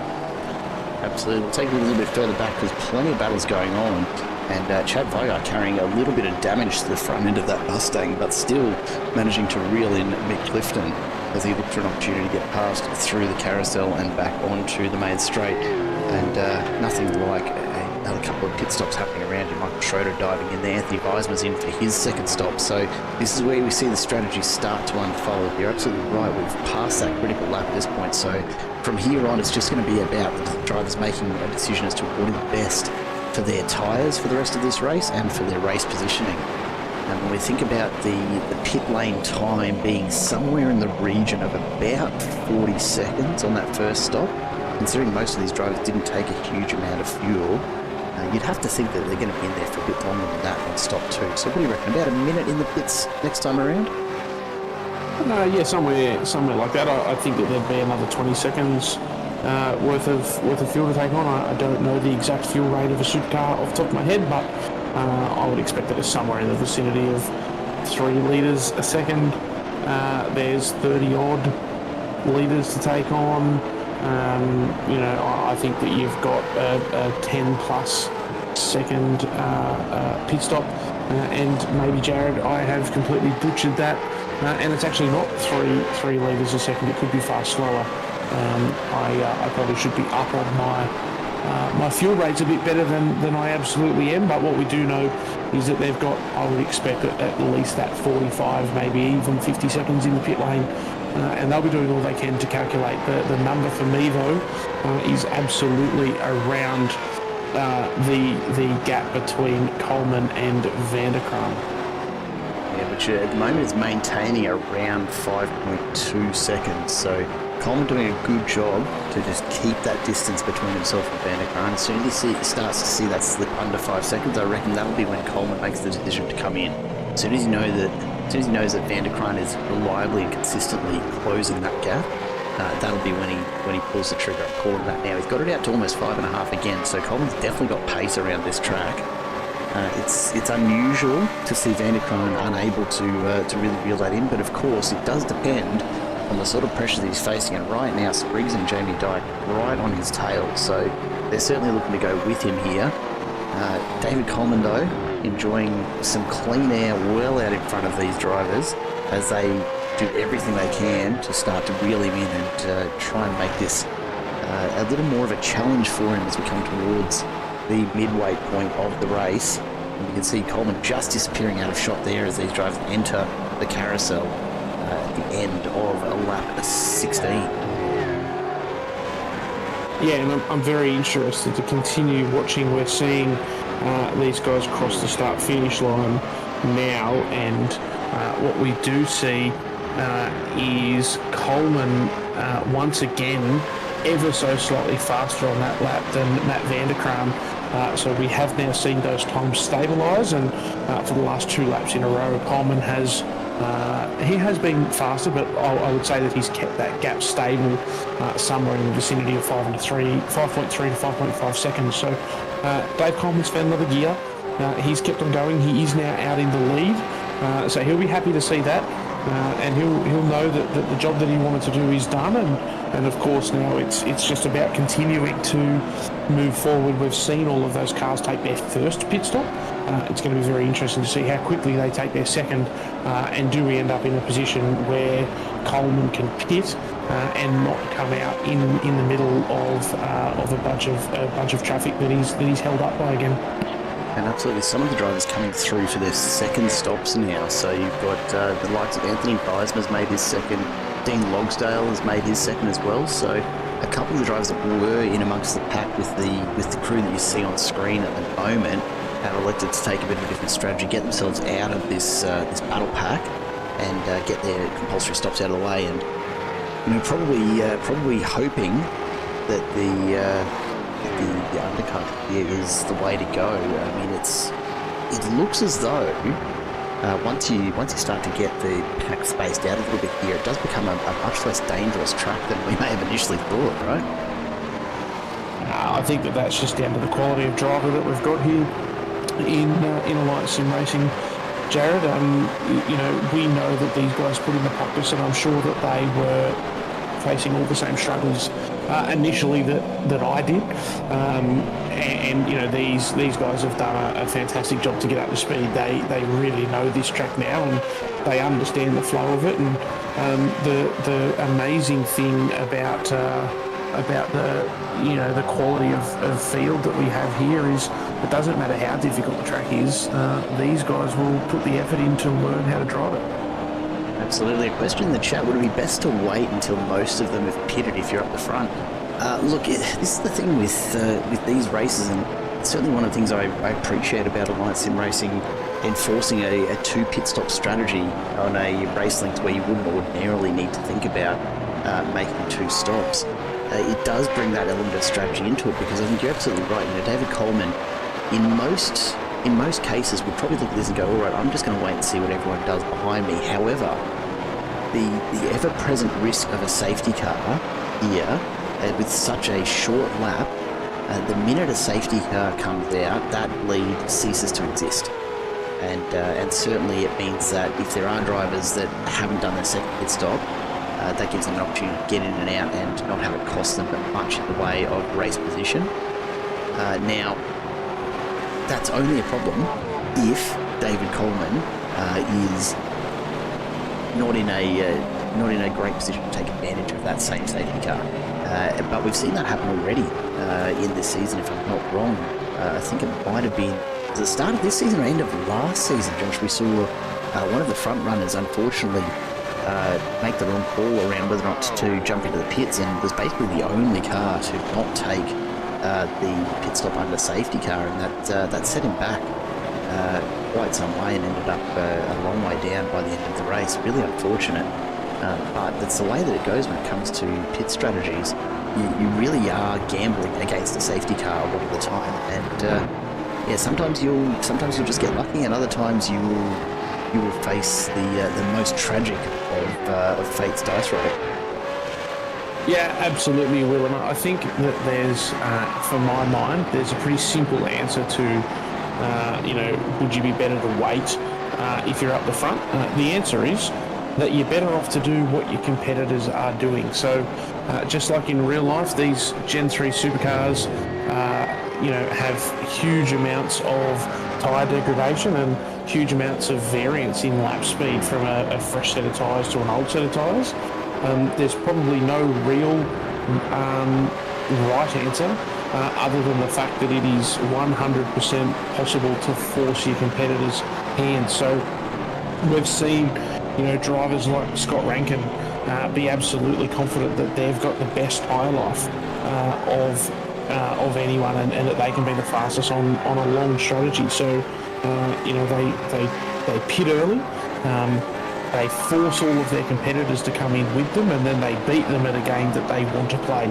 Dave Coleman may be very happy extending this first stint, and so as long as no one behind him goes into pits, he's happy just to keep on churning out lap after lap after lap after lap. He may be doing a bunch of fuel saving at the moment, so that we know that he underfilled in that first stint, so he's going to fuel save and shorten up the amount of... Here he comes, he's into pits now. We do see him dive in, so very interesting from here to see whether everyone follows him in. But my point there, Jared, was that potentially he's fuel saved as much as he can, so he's going to limit his stop time. And that's why he's been happy to go a little bit longer. But we do see him dive in. He's got 17 laps left, which is, a nice rounded amount. It's a good quality distance, although we see now Jamie Dyke putting a huge move on Spriggs. So he absolutely thinks that he's got the pace to get away from Spriggs and try and move back up towards Matt Vanderkraan, as we have seen Matt Vanderkraan just sneaking that lead out over Spriggs for the last few laps. Jamie Dyke wants nothing to do with Spriggs and everything to do with Matt Vanderkraan. So he's moved forward, but I'm very interested to see over the next couple of laps, Jared, exactly where or when Matt Vanderkraan, Dyke, Spriggs all decide to pit, and where they come out in comparison to David Coleman, who has rejoined and settled back into 12th spot. And we'll put the number of pit stops up on screen for you for just a moment. Check out where David Coleman's sitting in P12 right now if you have to take a look at your timing tower. He finds himself just over 3 seconds ahead of Dean Logsdale, who's also made his second stop. So Matt Vanderkraan in now for his second stop. You can see him just off to the left of screen heading into the pits as Jamie Dyke takes the lead on track.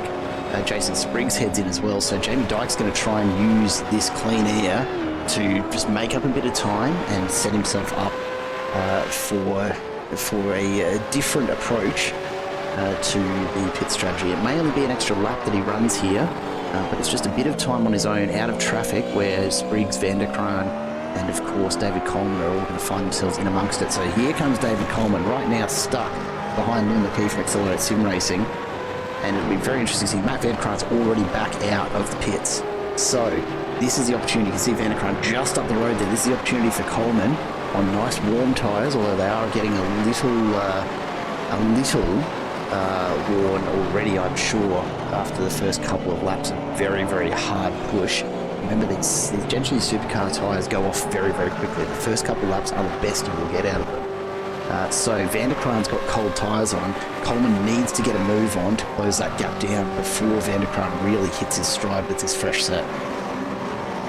And I would say, Jared, this is Coleman's first flyer. So obviously he pitted at the end of 20, out lap on 21. This is his first flying lap. This is absolutely his best lap, and this is where he will put the best time in. But from about the midpoint of next lap, he will start to see the effects of that tyre wear. So he's really making hay while the sun shines now. So, goodness me, Jared. David Coleman is going as fast as he possibly can because he is looking to get away from all of the guys behind him, because he wants to pull that little gap and get up as close to Matt Vanderkraan as he possibly can. We see now Dyke is in the pit lane. Dyke is out of the pit lane already though. Dyke's made that a very, very quick stop, 11 seconds, and he is out just ahead of Vanderkraan. and he's on cold tyres, so Vanderkran's going to have to push really hard here to get past and get on his way up the track. But Jamie Dyke's going to play very defensively here because he knows if he can hold Vanderkran up, then the opportunity for Vanderkran to pull away is gone, and Dyke will have the fresh set of tyres ready to really control the battle from the front. Here goes Vanderkran looking for the move up the inside. Late under brakes, it's not enough. Dyke holds him out as they make their way through turn 4, around China Beach and towards the S's. Jamie Dyke has played that pit stop beautifully and has set himself up really, really nicely for the last 15 laps of this race. If we think back to just a couple of laps ago, Dyke put on a pretty bold move to get around Spriggs and set off up the road as fast as he possibly could with clean track in front of him, and that has proven to absolutely be the difference between coming out in front of Vanderkran and behind Vanderkran. Jamie Dyke's tyres will now be up to temperature and they are in their absolute peak operating window. I don't expect, short of a mistake, that Matt Vanderkran will be able to get around him for the next lap or so. At the end of this lap that we're just starting now, Jamie Dyke's tyres will have petered out a little bit, and Dyke and Vanderkran will be on very similar, speed rubber, and we may see some stuff build in, but certainly for this lap I expect Jamie Dyke just to pull a really small gap. And what we're looking at now, really, Dyke and Vanderkran 1-2, Coleman in 3rd, and I've got to say that Coleman started in 10th spot and looks to have played himself into an effective 3rd position.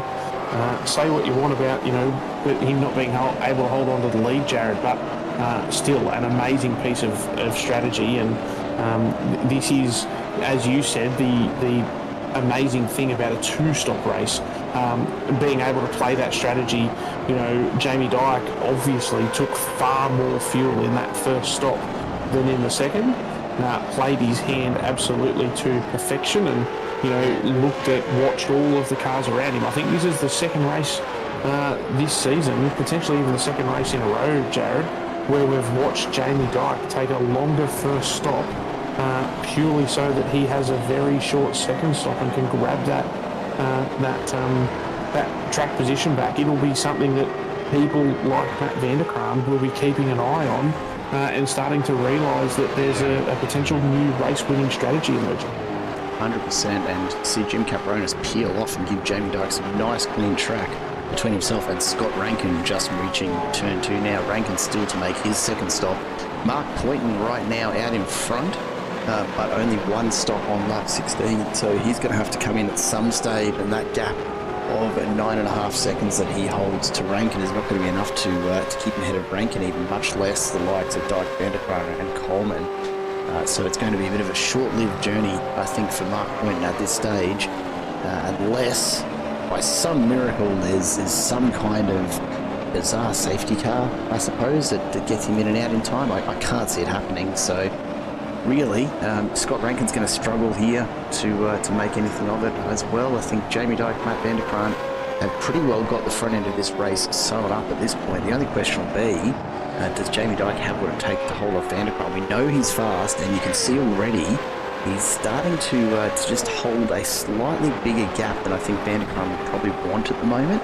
There's not much aero advantage to be had from a slipstream off these cars, but Vanderkran is certainly not close enough to be taking advantage of it on that long back straight, comparatively long when you consider the overall lap length.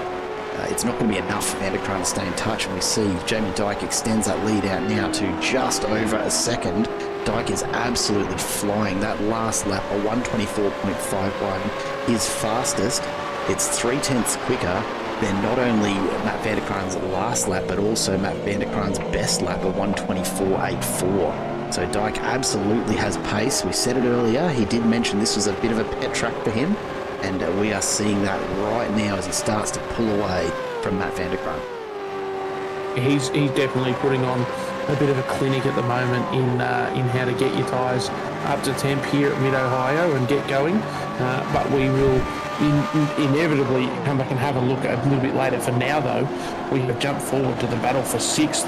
Dean Logsdale, Visma, Spriggs and McKnight, a fantastic group of racers. And these guys will be absolutely battling it out. I believe, Jared, that we have a bunch of people here all have completed their second stop. And these guys are on the battle to the finish line with just over 11 laps to go.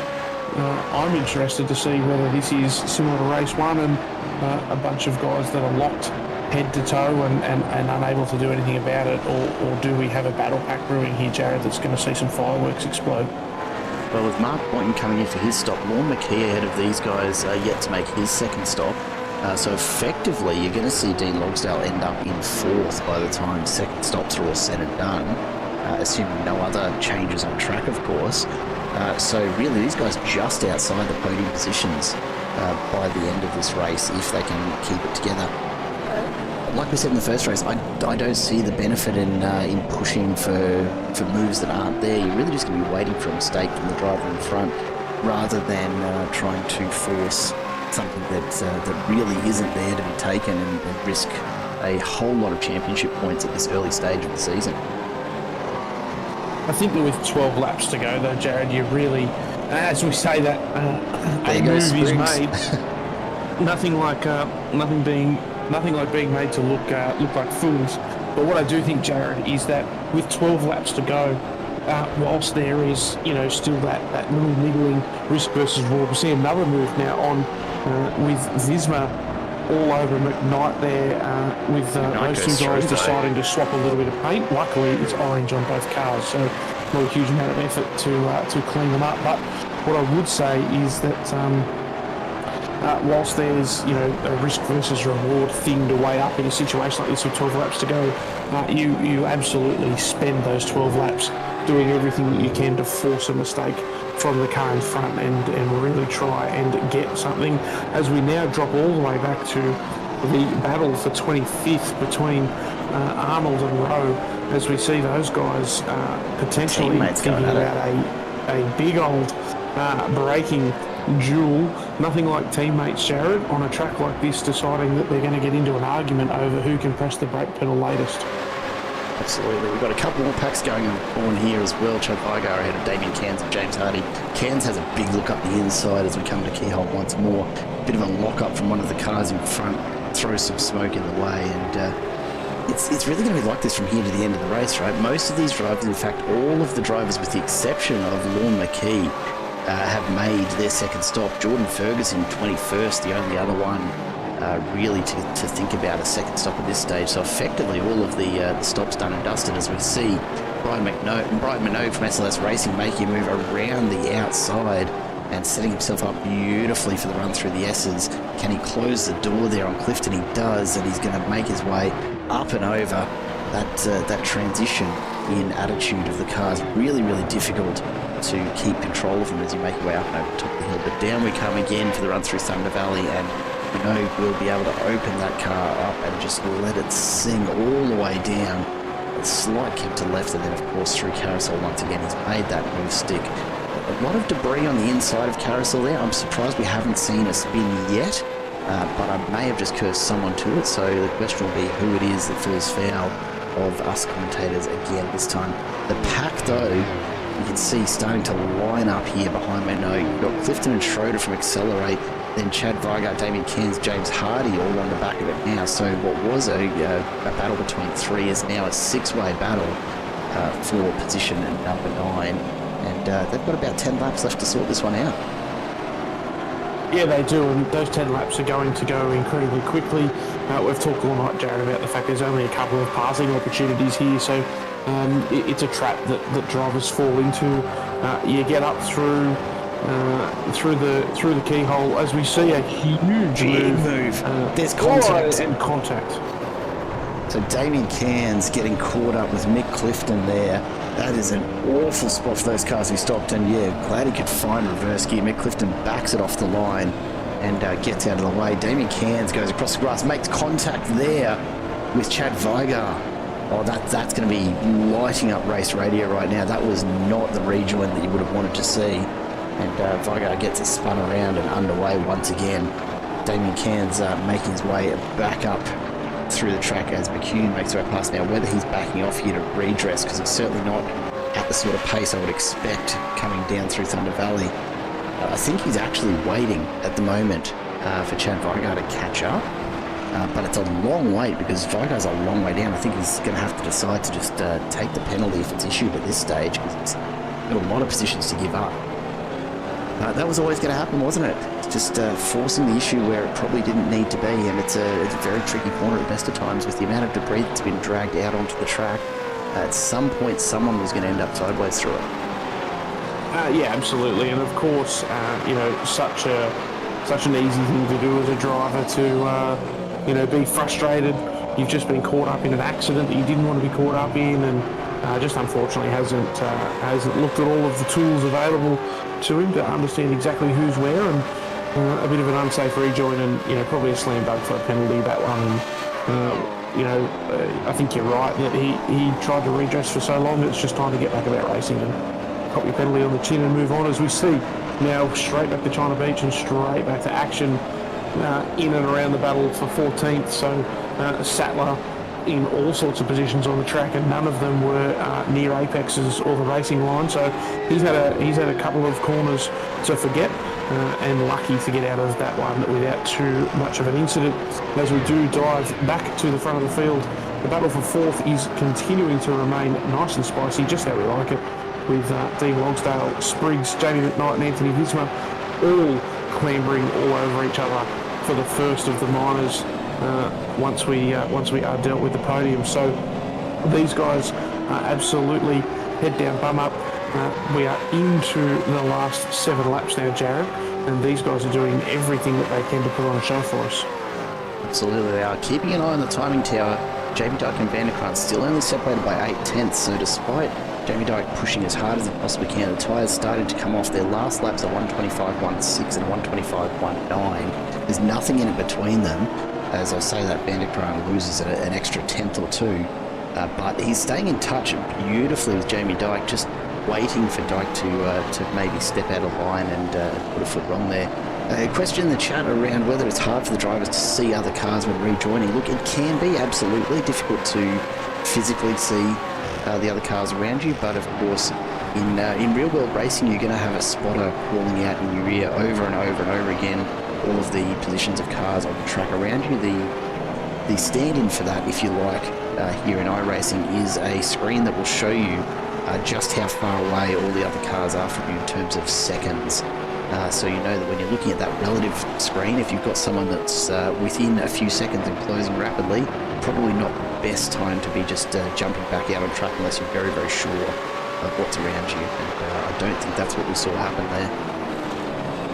No, and especially, I have fallen foul of it, Jared, and I'm sure you have too. A little bit of that red mist descends, and you don't think to look at your relative, and you just want to get back up and racing because you've just been an innocent victim of an accident. And look, it wasn't the worst rejoin that I've ever seen, that's for sure. Certainly, I wouldn't call it a dangerous rejoin, but it was certainly, it certainly took someone out, and the penalty will come, and I'm sure everyone involved will, put their hand up and say, look, it's probably something that they deserve. But, when we talk about physically seeing, these cars are some of the hardest cars in iRacing to see out of. You have average visibility out the front and worse out of all the corners. So I always have a little bit of sympathy for the guys trying to rejoin the track because it's just not the easiest thing to do, Jared. No, absolutely not. It's very, very difficult. Excuse me. Look, I think without going too much into how poor my driving's been of late, a perfect example of this racing at the Nürburgring in the recent Ringmeister round. Myself, I found myself caught up in an incident very, very early in the first lap. I was down the back of the field, so basically ran into a stopped car that I thought I was going to make it around, and you assume sometimes that you're in the clear and didn't look at the relative, and all of a sudden, as I pulled back out across the track, the 2 or 3 drivers that had started from pits for the race arrived on the scene over a crest and had nowhere to go, and I ended up spinning one of them into the wall. They did an awesome job trying to avoid me, but just one of those things that can happen, and it's just a bit of an unfortunate error when it does. Yeah, it's a part of racing. People make mistakes, and we all move on. We do now see ourselves within 5 laps of the finish, Jared, and Jamie Dyker's pulled just ever so slightly bigger gap out the front. We're out to 1.2, but really where we're looking at the moment is that battle for 10th, where we do see Caperonis all over the back of Schroeder.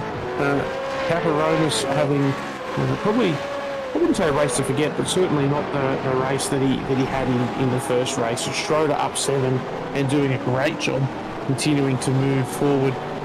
Jim Caperonis, unfortunately, has lost a couple of positions today. I will call out, though, just in front of these guys, not that far up the road, is James Hardy, who is up 21 spots into 9th. So he's having an absolute belter of a race, and he's out there. He's got a bit of room in front of him and behind him. So he is going to be absolutely counting down these laps, and we'll be very, very excited to see the white flag come out in just a couple of laps' time, to know that he's only got to get around this absolute nightmare of a track one more time.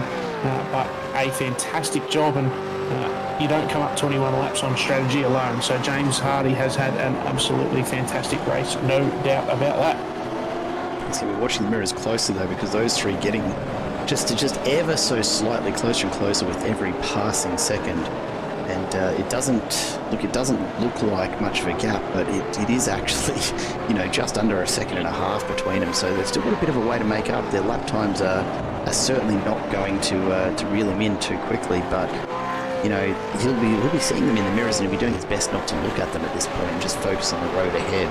Because if he can keep his lap time where it has been, the high 125s, dipping just over into the 126s here and there, that's going to be enough to hold these three off, and that will cap off a beautiful night of driving for James Hardy. We go further up to Spriggs and Logsdale, who continue to be locked in this battle for 4th. Logsdale is very quick, very hard to pass. You heard Matt Vanderkraan call out that Dean has certainly found some pace this season, and he's showing it off at the moment. Spriggs and McKnight have been trying lap after lap to get past. Spriggs has a big look up the inside.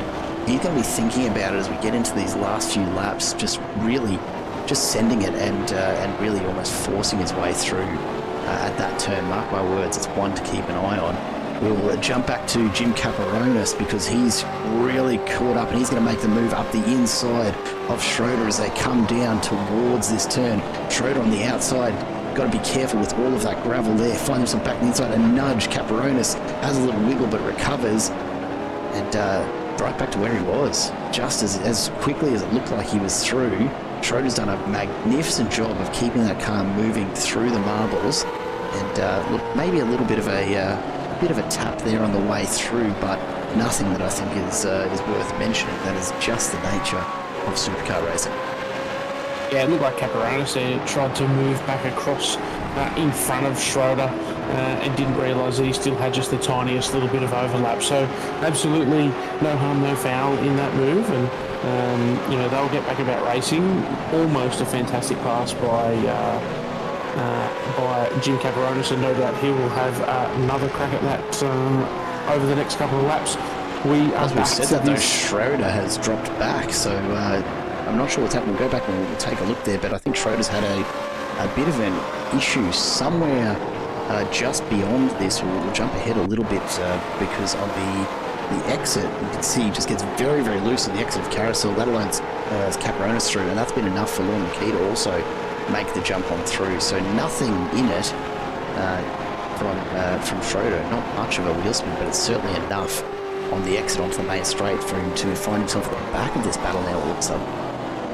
Yeah, and it's so easy to do, Jared. These tyres getting a little bit old, and just a little bit of oversteer. Had to get out of the throttle, make sure that he caught the car, and of course by the time that he's done that, all the pace is out of it, and pretty easy for Caperonis and McKee to drive through. So they will be pretty stoked about that, and disappointing for Schroeder that he's had that little unforced error. As we do now move back to our battle for fourth place. These guys have absolutely not let up. And you made the comment before, Jared, that Dean Logsdale is going to be, you know, taking note of his mirrors here, and absolutely. I think that the thing that we're going to see here is Spriggs really moving around and trying to force one of those areas. We saw a couple of laps ago down this long straight.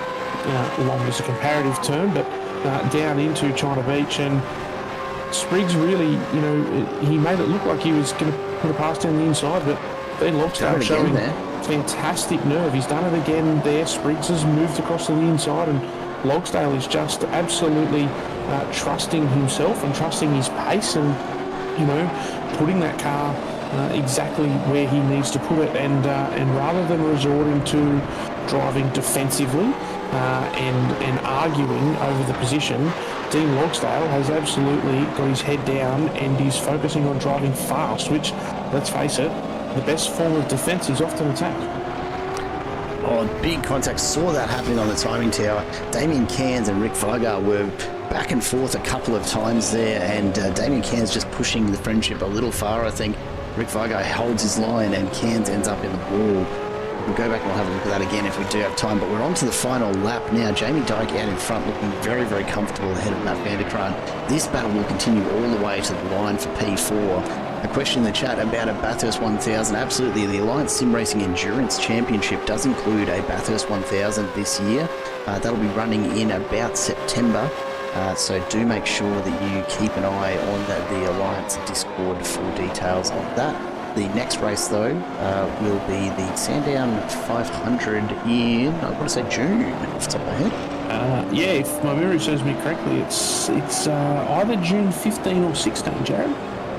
So that one's yet to come, and then, yeah, Bathurst 1000 to round out the Endurance Championship, which is going to be a very long day, unsurprisingly, but an absolute cracker. Jamie Dyke and Matt Vanderkraan. Vanderkraan's been saving this push to the end. All of a sudden, he's halved the distance there, brought it right down to within 4/10. I don't know if it's going to be enough, though, because Jamie Dyke has just about got this one closed up for the day. All he's got left here is a clean exit out of the carousel, and he will take the win here in race number 2. Makes his way around. Vanderkraan's put on a valiant effort, but there it is, the checkered flag for Jamie Dyke. Matt Vanderkraan takes second. We'll go back and take a look at the battle here for 4th behind them. David Coleman is going to come across a phenomenal 3rd place for him, but Logsdale holds off Spriggs and McKnight. The 3 of them cross the line, 4th, 5th and 6th. No one making any progress there despite laps and laps of battling it out. We'll go back up the front though, because Jamie Dyke has taken race number 2 and must be absolutely stoked with that. The only question now is he waiting here for an opportunity to celebrate, or is he actually run out of fuel? That's always my question at this stage. It's always a good question. It will either be the fact that he is doing burnouts or that he has absolutely no fuel on board. If he hasn't started doing his burnouts yet, I reckon that maybe he only had just enough fuel. Here we go. There we go. The burnouts have started, and if there is one thing that we love about Supercars racing, it is the ability to do a good burnout, and Jamie McKnight is absolutely there. Showing us how it's done. He has now started to get the smoke flowing, and if there's one thing that these cars do well, Jared, it is a donut. Well, I mean, it's what they're built for, right? They're race cars second. They are skid pigs first. That's yeah, probably the most expensive skid pigs in the world, but absolutely, I actually couldn't agree more. An awesome finish there for Jamie Dyke. We're just waiting on the last of the results coming through. Let's take a look now at how we've wrapped up here in race number 2. And of course, Jamie Dyke taking the points there, 200 points being the longer race of the night. Matt Vanderkraan taking 190 in second. Then David Coleman, a huge drive up 7 positions to finish in 3rd place. Dean Logsdale finishes where he started the race in 4th ahead of Spriggs McKnight. Then Mark Point and Brian Minogue, James Hardy and Jim Caparonis rounding out your top 10. Lorne McKee and Michael Schroeder 11th and 12th. Then Scott Rankin and Scott McCune. The 2 Scots finishing, 6 seconds apart, but right next to each other on the scoreboard. Always appreciate that, just to throw me off. Peter Sattler and Mick Clifton ahead of Rick Vigar and Dave Galley round out the top 18 as we take a look a little further back in the pack. Damien Cairns in 19th ahead of Barrington in 20th, and Andrew Johnston and Jordan Ferguson. Chad Viger and Johnny Rowe ahead of Jeff Arnold and Jack Anderson. Craig Rose and David Logsdale ahead of Anthony Weismer in 29th, and Alex Kidas, Troy Sipple and Dylan Sipple. Nick Heusler finishing out. I believe the two Sipple gents did not race in race number 2 there, certainly by the lap count, and that is a little bit to do with the change in daylight savings. So we'll have to keep a little bit of an eye on what might happen to the race timings over the next couple of weeks, but we'll bring you more news on that as it becomes available from the race organisers. A phenomenal finish there this evening, Josh. Jamie Dyke really just executed that perfectly, didn't he? Yeah, he did. So I'm very interested to find out, Jared, if we do get the opportunity to speak to Jamie, whether that pass on Spriggs was because he absolutely knew that he had to get moving, or whether it was just a slight bit of luck. But it was a really good strategy play, and he definitely he definitely got it right. He absolutely nailed it. And just exciting to see such a good race. A big push lap there by Vanderkraan at the end. He had a fantastic race as well, but just not able to do it. And interesting to see, Jared, a new season, some new names, and there's a few. There's a bit of a shake-up going on at the top of the charts, and I think it's a good thing to see. Absolutely. We'll start our chats tonight, though, of course, with position 3. David Coleman, welcome back to the comms booth. A little while between drinks with you, mate, but good to see you back on the podium. Congratulations. Cheers, boys. It's a bit of a surprise because since MCM, I probably haven't done as much racing and didn't do a lot of practice tonight, so I'm pretty happy with that result. So you're telling me this wasn't a master strategy play right from the beginning? Because we've been talking you up all broadcast, mate. Strategy was a master play. To gain the first race, it actually surprised me. It's not a passing track, and once you're behind, like passing one car, like with a bit of a gap's fine, but as soon as you're in a train, like you go past the next car, you got nowhere to go. So pitting early, I was always going to do it, and I knew it would pay off, and after the safety car restart, I just managed to pulled 5-6 seconds on Jamie and Matt, which is probably what got me to where I was, so I'm pretty happy with that. Absolutely, a phenomenal result. Up 7 positions at this track is nothing to sneeze at, mate. So, look, a quick chat, but congratulations on a phenomenal result for race 2, and certainly some well-earned points in your championship hunt, mate. Yeah, thanks, boys. Look forward to the broadcast, and you're doing a great job as always. Always a pleasure, David. Congrats again. We'll chat to you soon, I'm sure. See you, boys. David Coleman there, taking out third tonight, and we'll bring him back from race 1. It is time to speak again to Mr. Matt Vanderkraan. Welcome back to the booth, mate. You mate, nice to be here. Look, a really tough race for you there. I could see you were throwing everything you had at it to try and reel Jamie Dyke in, but in the end he managed to hold you off. Were you saving it all for that last lap? Because you really did start to shut him down those last sort of 1 or 2 sectors. Yeah, mate, I was giving it everything I had. The fact he came out of the pits in front of me, I'm thinking, there's a chance he may need to save a bit of fuel here. And I reckon on that last lap he must have had to save a bit. Hence I got my gain. I don't think I was ever going to get past him. He drove a great race, man. I was I was struggling to get anywhere near him. Matt, there's a bit of a fishy invasion going on at the moment. A couple of guys that have appeared here, in the change in seasons. How are you going? Keeping up with them, and I think Jamie Dyke's now pulled the same move a couple of races in a row with his strategy. So you're obviously not the sort of bloke that's gonna let that go for too long. But some interesting racing for you.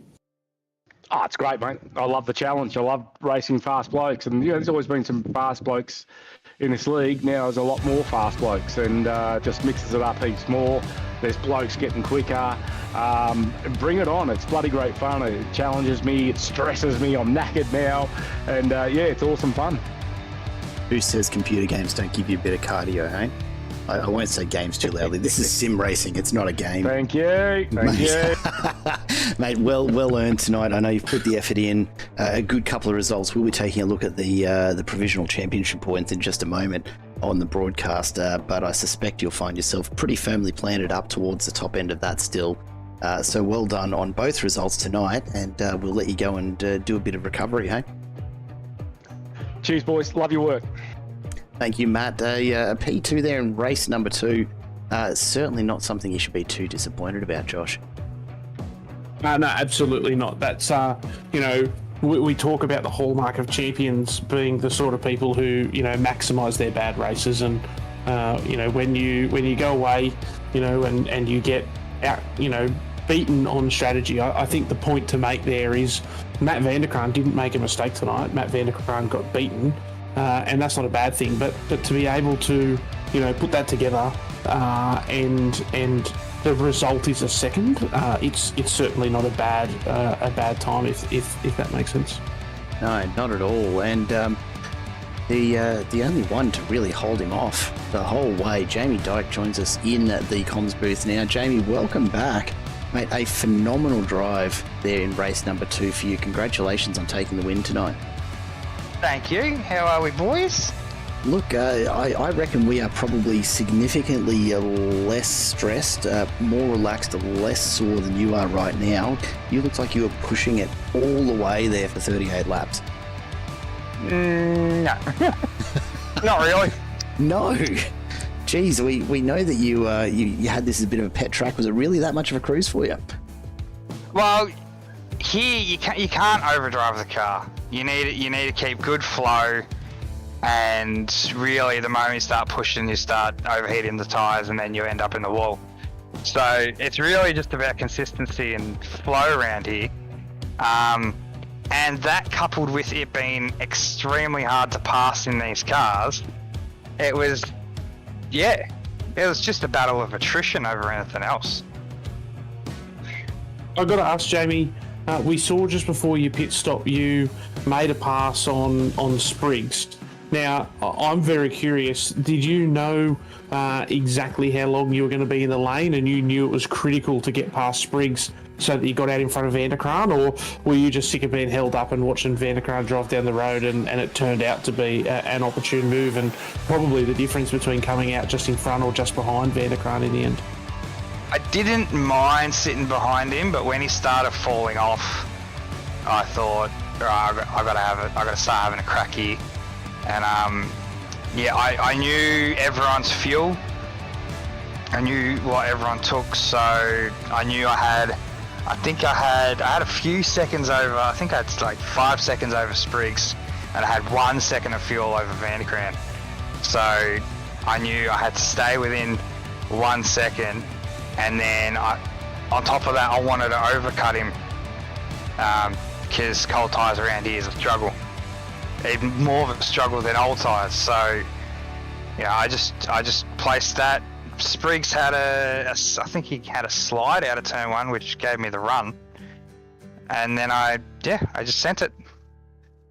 It turned out to be a fantastic move, and like I said, that difference. I'll admit we were a little shocked. We'd missed the fact that you had underfueled ever so slightly in that first stop. So I think it's fantastic racing and really good to see the effort that you put into your strategy. So a huge congratulations tonight. We've been here for a little while now at ASR, and these guys up the front are fast, and you're coming in and putting on a really good show. So, congratulations on a fantastic race, and I can't wait to chat to you again throughout the rest of the season, mate. Good luck. Thank you. And I overfilled, not underfilled. That's how Spriggs and Vanderkraan jumped into the stop. It's a late night, mate. It's been a big day. It's been a big day. I figured if I put more fuel in than everyone else, they'll kind of tow me along. And thankfully, we were together in the traffic. So, it all worked out. I can't ask for more than that. Jamie, congratulations on the win in race number 2 tonight. We'll let you go and celebrate that one, and we will go and take a look at the championship results. Anyone you want to give a shout out to, though, before we let you go? have the sponsors list up in front of me at the moment, but I'll give a shout out to McKnight and Coleman. We did some practice. Coleman's been a busy boy, but me and McKnight have done quite a bit of practice, and shout out to those boys. They're driving phenomenal. Good to see the love amongst Fishy Motorsports, mate. It's not surprising. I know you guys are a pretty tight unit and do put in a lot of hours, so good to see it paying off for the whole team here tonight. Mate, well done again, and no doubt we'll be speaking to you again at some point throughout the season, I'm sure. Thanks, mate. Have a good night, boys, and bring on Donington. Bring on Donington. Jamie Dyke takes the win in a race number 2, and Josh, I think it's about time that we take a bit of a look at where that leaves everything standing at the end of the race tonight. Now, of course, there's a little bit to be done here in terms of just tidy up of points and all that sort of thing. So these are provisional standings, but right now, Matt Vanderkraan is holding on to that top spot. Jamie Dyke, though, remaining in touch, so still only about 27 odd points separating them. And the gap, though, for the front two starting to just open up ever so slightly ahead of Spriggs and McKnight. Dean Logsdale, though, the big mover tonight, up 5 spots into 5th, which is really just showing us how consistent he was here tonight at Mid-Ohio. Yeah, absolutely shows how much of a disappointment his race at Bathurst was. We saw that last week. He unfortunately had a bad week. There's no sugarcoating it, and I think that it shows the importance. We saw how good he was in round 1. We saw how good he was tonight, and unfortunately by having that bad race last week, he's now he's certainly not out of the hunt, Jared, but nearly 200 points behind the leader is a huge shame for him. But it's good to see he has a good night tonight and back up 5 spots, and I've got no doubt that he'll slowly keep accumulating points, and you never know, you might even see a top 3 out of him by the end of the season. Yeah, and of course that's the thing to consider, right? There's still drop rounds to be taken out of these points. This is really only your first 3 rounds all accumulating here. Drop rounds will change everything as we start to get deeper into this season, so certainly not insurmountable for any of these. I will take the opportunity, and I'm going to put this all on Troy Sipple, of course, if anyone asks, but I will take the opportunity to just call out. We knew that Stephen Varga's Bali trip was going to hurt him. He's down 12 places now to 17th. So I hope Bali's been worth it for you, Vargs, and I'm sure that if we see you up on the podium at some point in the next race or two, you're going to make me eat these words, but this is going to be one that he's going to have to really fight to come back from. Outside of that, though, not a